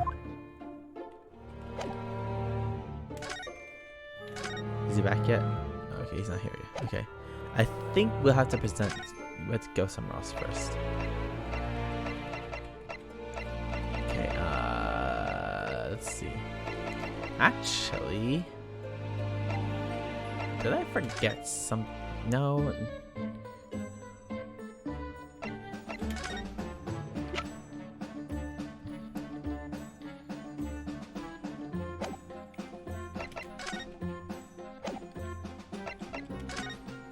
Actually, will this do anything? I forgot. Yeah, no, that's a different.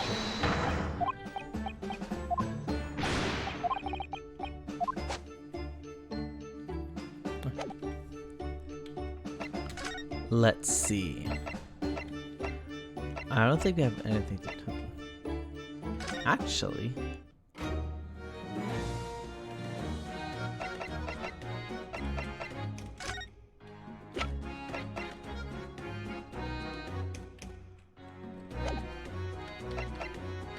I forgot. I think I left something. Let me just examine this thing real quick. Just get a full scale everything.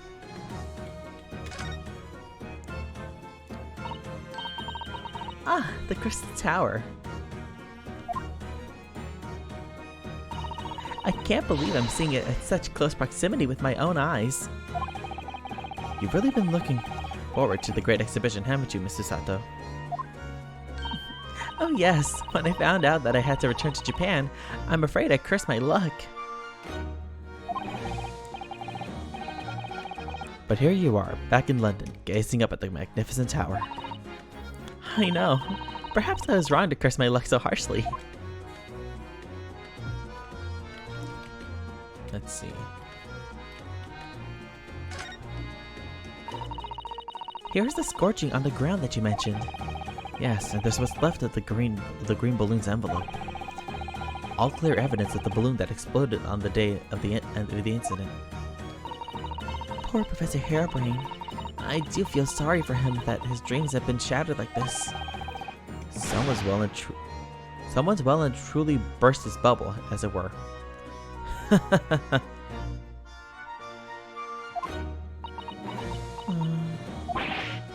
Ouch, I'm a bad person. Yeah. Okay, let's look around. We've already done everything, basically. Yeah. Oh look, a flying balloon. I've never seen one in the flesh before. I can't understand how they can fly, and so high up as well. Oh, but think of the view, Mr. Naruhodo. You must be able to see for miles and miles. I do think of it, and it terrifies me. I mean, it would be certain death if he fell out. I'm sure they're perfectly safe. After all, they've been invented by some of the brightest minds in the world. Let's not forget that we know at least one has exploded. I'm sure there are other ways to fly.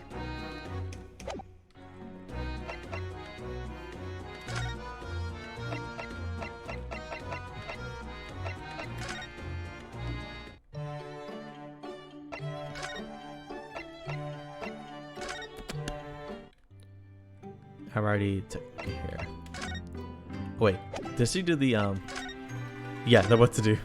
I loved Maya's one in the original Ace Attorney. Do you know? I honestly thought I might never have the opportunity to return to Great Britain. And certainly not so soon. It's funny. For the past 6 months, I haven't been able to work in court. Meanwhile, you've been raising a storm at the Supreme Court of Judicature and back in Japan. Please, Mr. Naruhodo. I may have been dressed as a man, but it was a very reserved performance. So what your father said in his letter about a Ryotaro takedown is reserved? Well, anyway, I'm back here in this great capital now, and ready to assist you again in any way I can. Thank you, Mr. Sato. It's my pleasure, Mr. Naruhodo. Okay. Let's see. I'm pretty sure there's something I forgot to do. No, reject her. Oh wait, I think I did.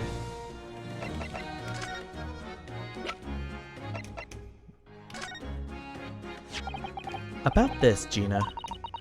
Yeah, I'm still letting me letters at the moment. I only know A to E, so it ain't too much blatant trouble. Actually, Gina, it's the back of the card that's important. I forgot this. How come? It's just a day old smudge on the back, that's all. It turns out that this is a very high quality French machine oil. It has a very particular scent, apparently.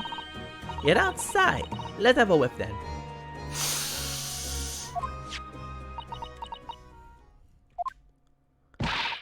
Yes, sure. I don't smell nothing. No, we didn't mean that you should smell it.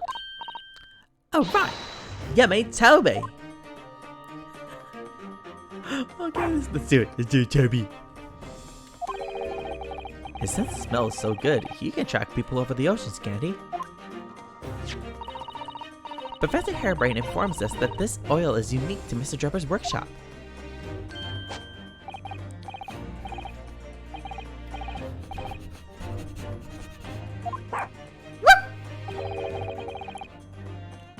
I think he's picked up a scent. So you mean, if we follow the scent of this oil, Toby can lead us to that dodgy cave's workshop? That's right. That's exactly what we were hoping. Alright then, we'll give it a go. I'll just borrow that. Yup! Wait, what did you... Ugh. Once a pickpocket, always a pickpocket. If I can lead everyone to that Drebber's workshop, I'll be the boss's boss before next week. Yes, Gina. I'm sure you'll be promoted. Poor Gregson.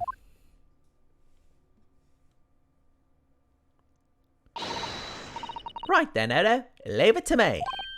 Sorry? We're gonna get going after that dodgy engineer cave right this minute. Oh, but hang on. Someone's supposed to be on guard duty here all the time. I'm afraid we can't help. We need to get on with our investigation as well, Gina. Oh, right. Oh well, never mind. It ain't gonna be me what gets in the neck. It'll be the boss. Poor Gregson again.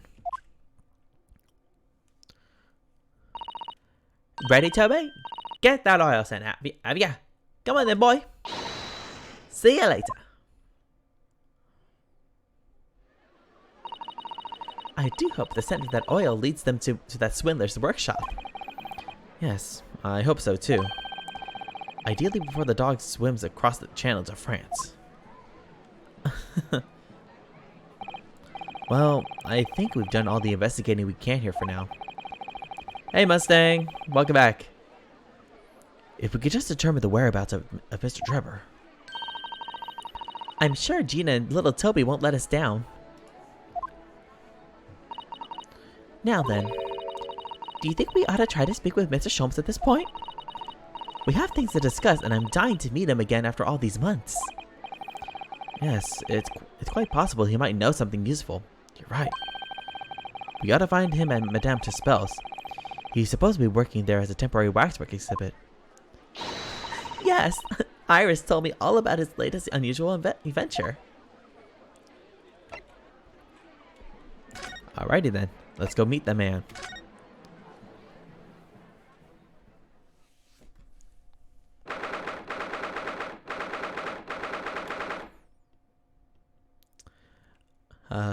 It's going pretty good. I woke up around like 10 o'clock, and I started streaming at 11 today because I have one work later, and two, I gotta cook, so I did an early stream today.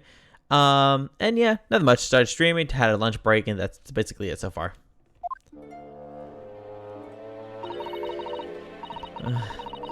Here we are again at the House of Horrors. I am afraid I haven't gotten used to the place yet. I still like to turn on my heels and go straight home. Via the confectionery, of course. Hey, we all can do with sweets after horrors. I do. Susato-san really is after something sweet today, isn't she? Ah! What's the matter? Look, Mr. Naruhodo, look at that waxwork! I'm quite sure it wasn't there before. Oh boy. It looks exactly like Mr. Sholmes down to the very last detail. Aha! What is it? Oh, sorry. I think you'll find that's the temporary waxwork himself. Ah, c'est friend of my dedicated employee. Oh, yes. Hello again. It's Ryunosuke Naruhodo. I must say, I am quite spellbound by the great detective. He is a marvel. My precious waxwork is already back where it belongs. You don't mean... But yes, the mystery is solved already.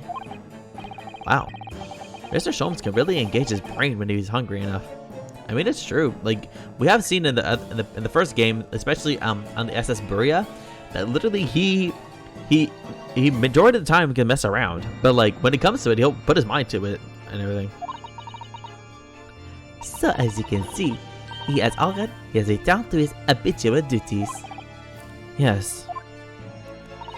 His habitual duties? Alors, do not disturb, hein?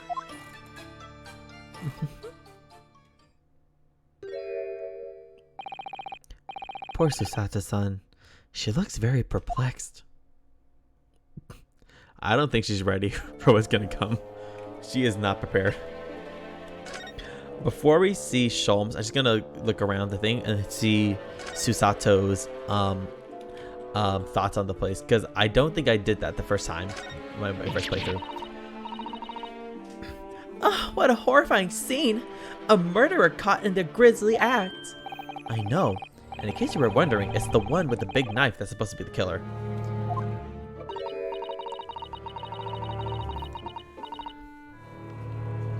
I don't think anybody would be any doubt of that, Shirley.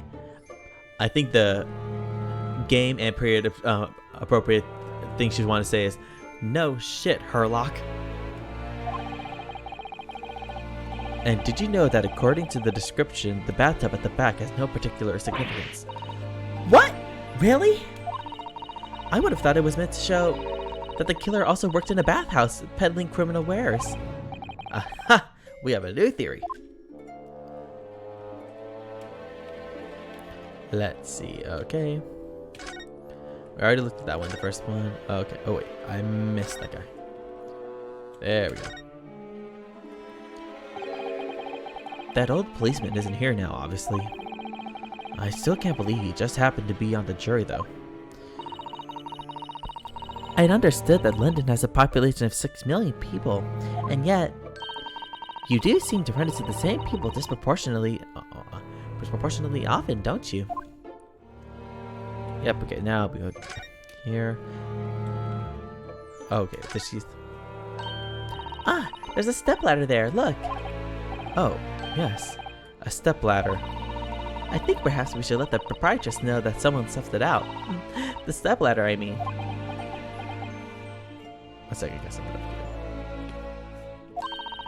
Is something wrong?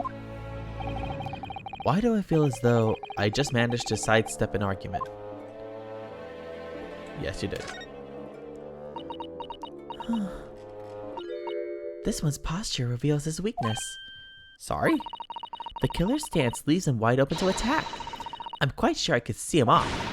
With a Susato takedown, then a Susato squash, and finally a Susato smash! I can only imagine saying that like the Hulk, like, Susato smash! I mean, goes to show you don't make her angry. Right. And if that doesn't render the culprit unconscious, a Susato slam should finish him. Susato slam? Oh, I'm sorry. It's rather hard to explain. Leave yourself open slightly, and I'll demonstrate. Oh boy, here we go. Absolutely not. Okay, I think it's time we meet the man, the myth, the legend. Really do need to speak with Mr. Sholmes, and I am longing to say hello again. But where is he? I love this man. I just love him. I think you might find That he's quite nearby, actually. Oh, what are you? Indeed, my dear fellows, it is I. The world-famous great detective in waxwork, Sherlock Holmes.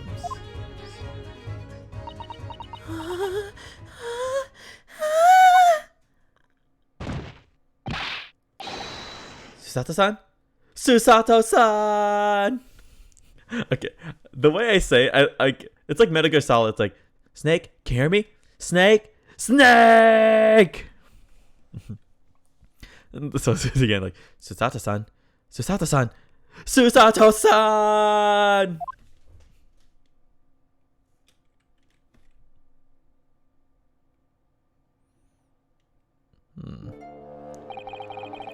My most humble apologies. I thought I'd died and gone to eternal paradise for a moment. Via London. My dear madam, allow me to make amends by offering you a tasty-free deduction at some point. As long as it's not of questionable street food quality.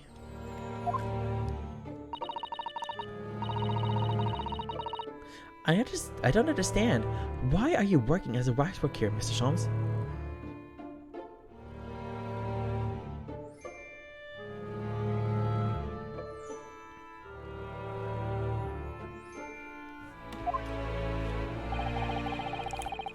Merely a secret identity, you understand. Though the case is largely solved now. Largely solved? We're talking about the waxwork abduction, I presume. Indeed we are, my good fellow. As I predicted, it was as easy as proverbial pie. Though I confess, I'm yet to partake of a pie, proverbial or otherwise, or any food so far today for that matter. And I can imagine like Madame Tussauds. That was a mood. I can imagine like Madame Tussauds like around the corner. He's like, "Can I have something to eat, Madame?" Shut your mouth.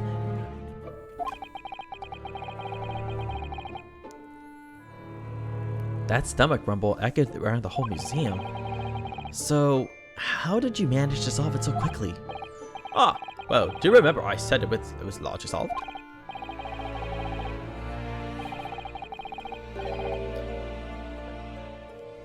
It's me.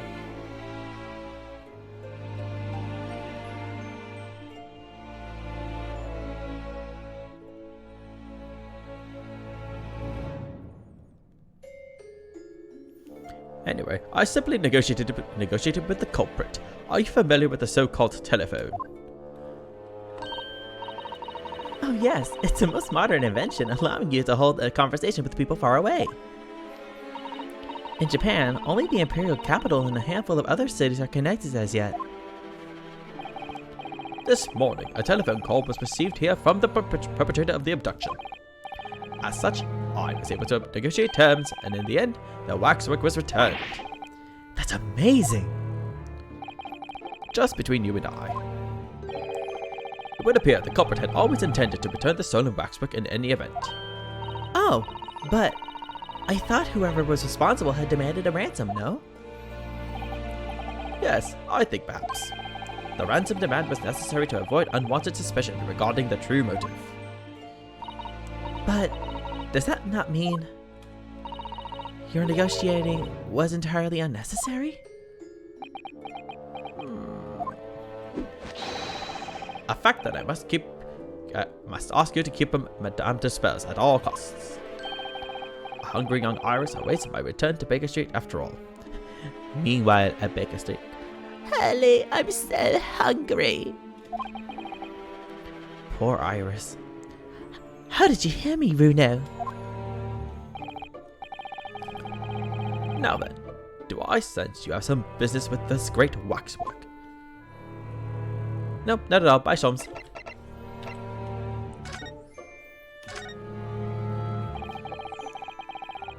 We're in the process of trying to track somebody down. Oh? Yes, a man by the name of Enoch Drebber. He's the swindler who duped Professor Hairbrain and the engineer who built the kinesis machine. A swindler and an engineer. Quite the modern man. He also seems to be a conjurer of sorts too, with considerable knowledge of stage magic. We really need to locate him before the trial resumes tomorrow morning. But we have so few clues to go on, that's the trouble. Do you have any good ideas? I have no data yet.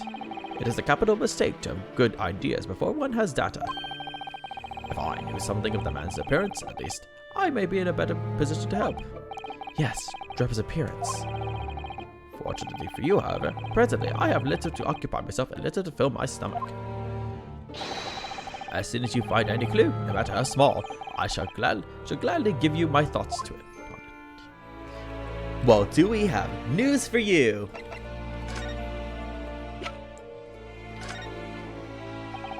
Mr. Sholmes, would you cast your eyes over this photographic print? It's of Mr. Enoch Drebber, the face of the engineer we seek.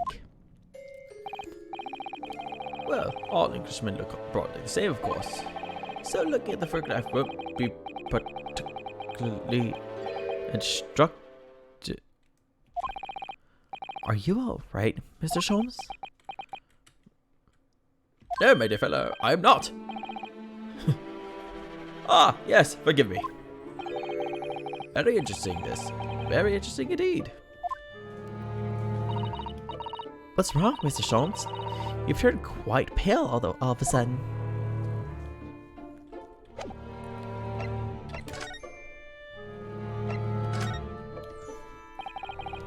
Mr. Sholmes, did you lie to us?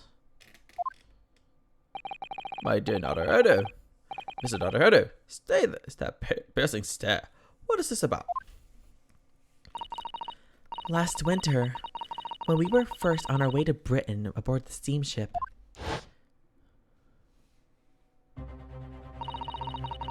your words were very clear. So then, it's like an echo. So then, let us unravel this mystery, and discover what events led to this curious murder. You told us that it was a murder. And you examined Kazuma-sama's body. Indeed. And wherein lies the problem? We met him earlier today. The victim, Kazuma Asogi, my boyfriend. You're quite sure? He was wearing some sort of mask, and it was apparently suffering from amnesia. But yes, I'm quite sure it was Kazuma-sama.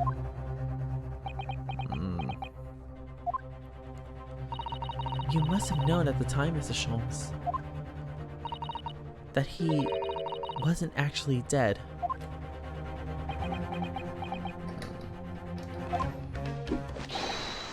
Well, I can only assume I was swept up in the murderous atmosphere of the moment. But the fellow wasn't dead at all. Priceless! I don't suppose that performance would pass muster. Would it, Mr. Naruto? I could believe that the crewmen present at the time made a mistake, but not you, Mr. Sholmes.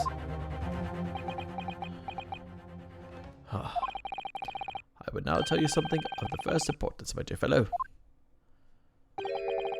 Great detectives are wont to lie. It will serve you well to remember that. Please, Mr. Sholmes. Tomorrow in court, you will find yourself on the threshold of a very great mystery. For now, I'm afraid that is all I can say.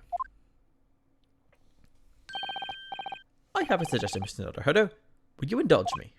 Oh, well, what is it? As I explained to you when you arrived, the missing waxwork has been returned. And I personally reinstalled it in the exhibit from which it was taken, behind those thick curtains. Oh yes, the professor exhibit, isn't it? Would you like to see it for mere 5 shillings? That's a special one-time only price, you understand? What? The opportunity won't come again, I might add. Wouldn't you like to see the fruits of my labor?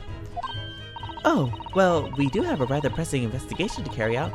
Perhaps we could postpone? The price is a very reasonable 5 shillings. I think you'll find it well worth it. Plus, Madame Tussauds doesn't know. She's like has the wiring like a third sense in her brain. She's like, is someone charging something lower than the price that I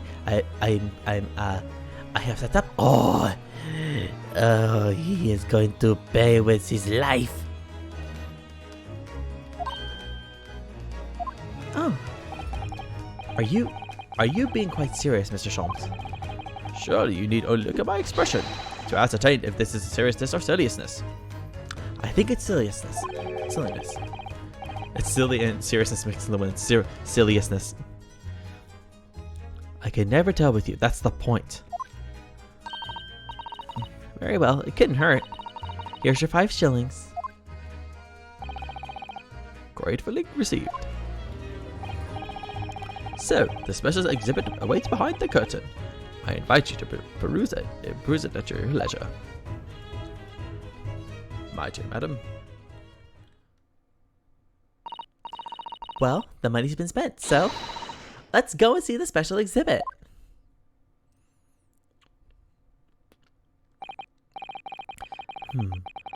Through those heavy curtains at last.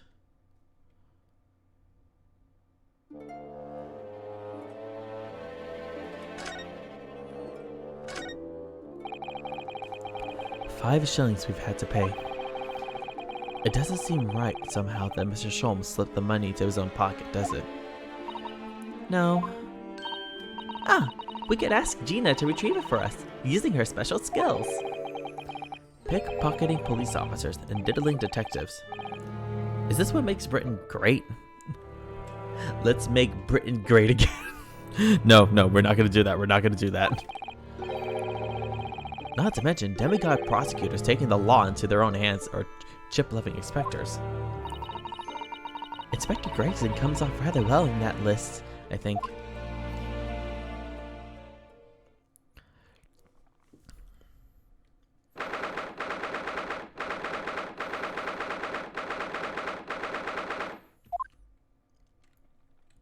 Ugh.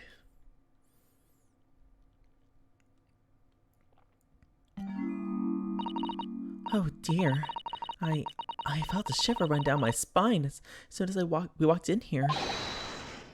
Miss Susato! I say we turn on our heels and go straight home via a really big confectionery.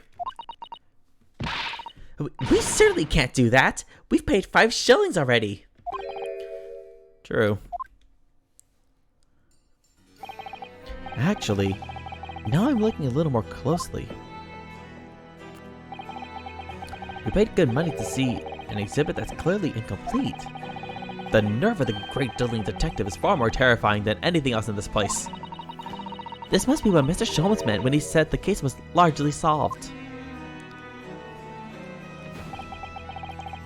Be that as it may, Mr. Sholmes heavily implied there'd be a clue about the engineer in here, didn't he? But where? Since we paid 5 shillings, let's do 5 shillings worth of investigation, shall we? Look at one thing and then turn around. Yes, we will get what we paid for. Is that fear or frustration?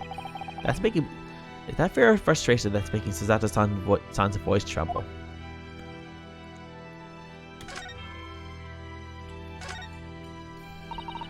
This must be the killer. The fiend known as the Professor. Yes, I think so. According to what Madame Dispel said, he killed 5 victims, all of noble or royal blood.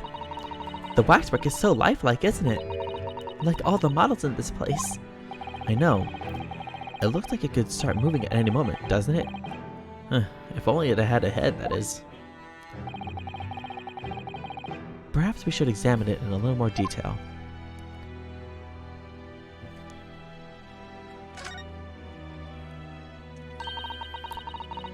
So this is the condemned man. Yes, the so-called professor. Then perhaps his head was chopped off by a guillotine. But unable to find peace, he emerged from his grave as a ghost. Do we have to entertain such terrifying ideas, Mrs. Susato? Anyway, I'm sure the model had a head once. There's a metal fitting for it. See? See? Then, perhaps Mr. Sholmes absentmindedly forgot to reattach it? That's an extremely absent-minded detective you're describing, isn't it? Or perhaps the thief absent-mindedly forgot to include the head when he or she returned it to the museum? And that would be an extremely absent-minded thief. Could there have been some reason why only the head wasn't returned? Well, whatever the reason. It means we don't know what the face of the infamous professor looked like, do we? Oh. There's something caught just inside the convict's jacket here. It looks like a piece of broken glass. And quite a big piece, too. It's very thick, isn't it?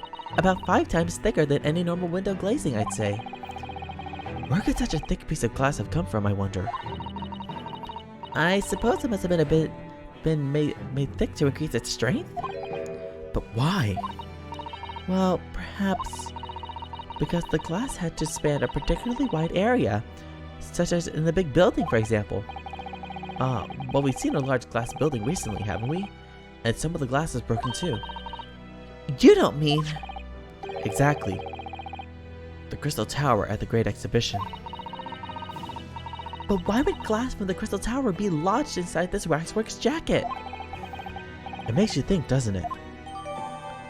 The piece of broken glass has been entered into the court record. Earlier in court, we established that the kinesis experiment was a trick. And now we discover this fragment of glass here in this waxwork. Is it just a coincidence?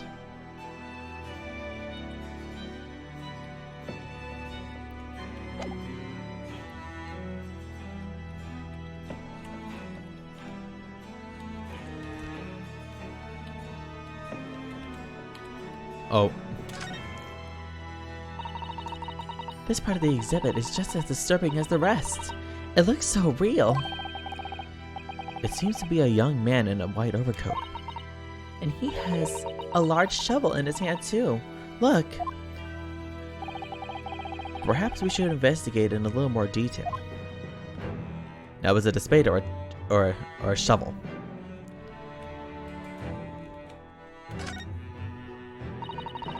What a large shovel. He's holding it rather ominously, isn't he? What on earth was the man doing with a shovel in the graveyard in the middle of the night? Oh boy, here we go. Miss Susato? Yes? That's a spade, isn't it? Mr. Naruhodo, we don't have time to discuss this! No, it's a shovel. No, shovels are for digging. That's for scooping up loose material. It's a spade. We've been through this, Mr. Naruhodo. It's a shovel. No. Although, we haven't considered trowels. We've allowed ourselves to be distracted, I feel. Perhaps we should concentrate on what the man was doing with the implement. So we're going to bury the hatchet? You're right, though. What was the man doing in the graveyard in the first place? That's the real question.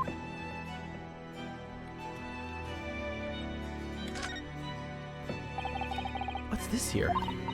Well, this would appear to be a lens in the middle, so I believe it's probably a camera.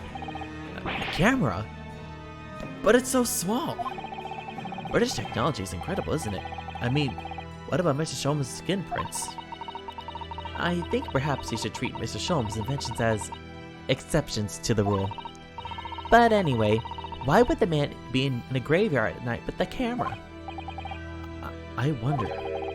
Perhaps he was trying to capture the moment a dead body came back as a ghost on film. We'll just borrow this one for a little while, I think. The camera has been entered into the court record. By looking at the photographic plate inside the camera, we can see what picture was taken. What's a photographic plate? It's a piece of glass coated in a special emulsion that reacts to the light coming through the lens. If we open the cover at the back of the camera, we should find it. Let's have a look. You should see yourself, Susato-san. Your eyes are shining. You really do like machinery, don't you? I feel like she would really be like a good apprentice to Mr. Sholmes. That's quite a large lamp the man's carrying. Or is it a lantern? It's not like a Japanese chochin paper lantern is actually, isn't it? Lamp, lantern, chochin. The point is, it casts very little light. To be walking alone in a graveyard at night with only this, well, I certainly couldn't do it. I'm not sure I could visit a graveyard at all, even in broad daylight, to be honest. Okay. First,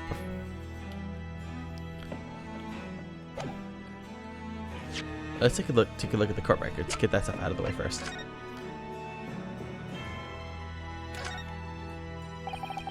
This piece of glass is almost as thick as it is wide. Yes, I've never seen anything like it. If you were to compare it to a human, only Mr. Sholmes has such thick skin. There's really no need for such a comparison, Mr. Naruhodo, as you well know. Anyway, it can only be from the Crystal Tower, surely. Yes, I think so too. It was probably made especially to meet the demands of the great structure.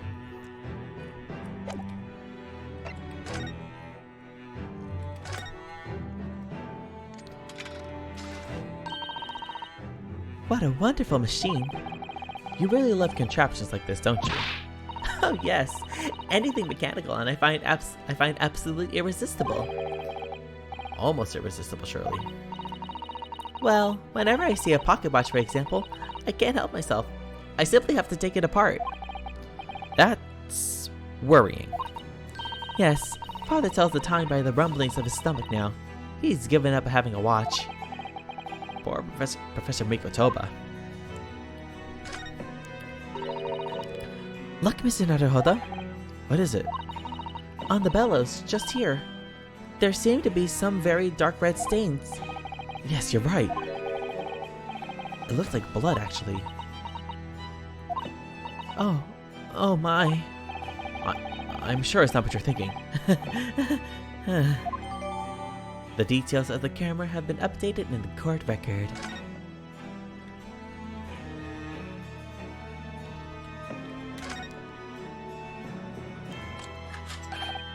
Oh, look!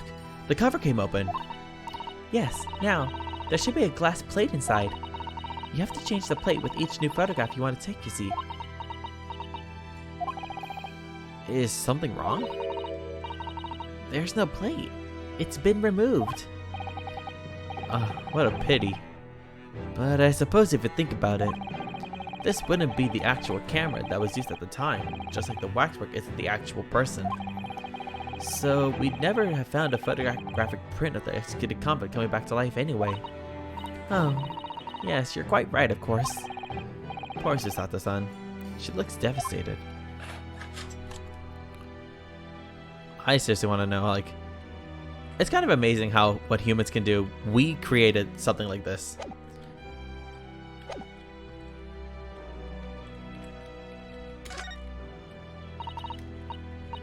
Okay, let's go back to...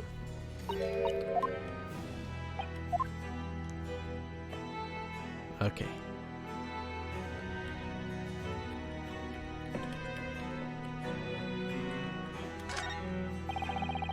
I can't see his face very well, can you? Perhaps if I just... Oh! Do you think you should be manhandling the exhibits, Mr. Naruhodo? I'll put it back exactly as it was, don't worry.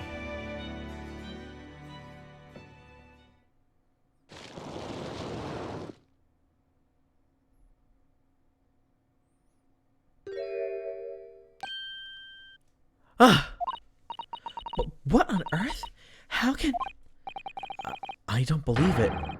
A black monocle! Mr. Naruhodo, is it possible that this man is... Yes. It's Enoch Drebber. The color of his hair is different, but... It's unmistakably him!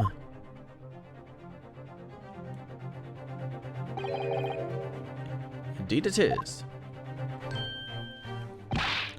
Mr. Sholmes. This man is the subject of your present hunt, I believe. Yes, that's right. Just who is this man? Why is he here in this exhibit?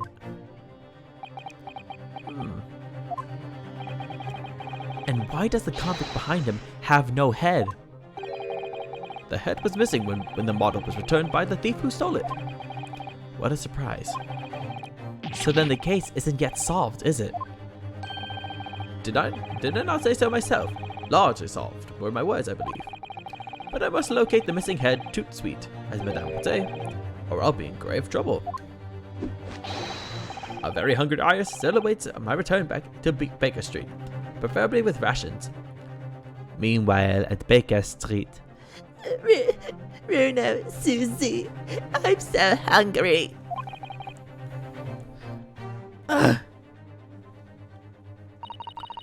Do you know, though, something about this room... something about this room is strange. Strange? What do you mean? Well, the displays in the House of Horrors are supposed to depict real events, are they not? Indeed they are, Mr. Susato. Do go on. And, as terrifying as they are, the scenes in the other exhibits are believable. But this one... This surely couldn't ever really have happened, could it?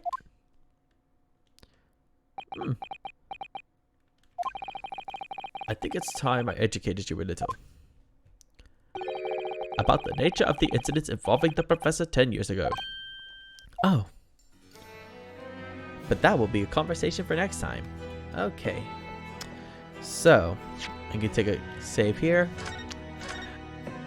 Yeah, I've been streaming for 3 hours at this point. This is the longest I've ever streamed. So, this will be my time to like end the stream here.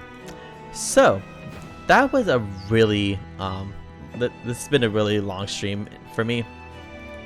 I'm not used to having streams go for this long, so I think it's a good time for me to end it. So I was gonna stream tomorrow, but I feel like I have something up. I have something coming up that day. So today I moved the stream to today. I don't have anything planned for Wednesday or Thursday yet. Friday possibly, depends. I do want to do a stream on Saturday though. I will do a stream on Saturday.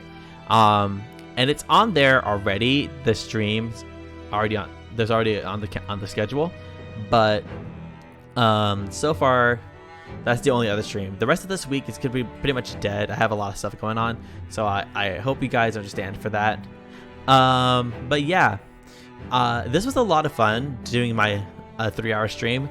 I really wanted to push myself to see how long I could go, and I think for now, like going 3 hours, 3.5 is probably gonna be my limit, depending on the time of day and also how I'm feeling, because I'm actually a bit tired still and I have work later, so I need to take this time to like maybe recoup, take rest a little bit, get some dinner cooked, and then I gotta head off.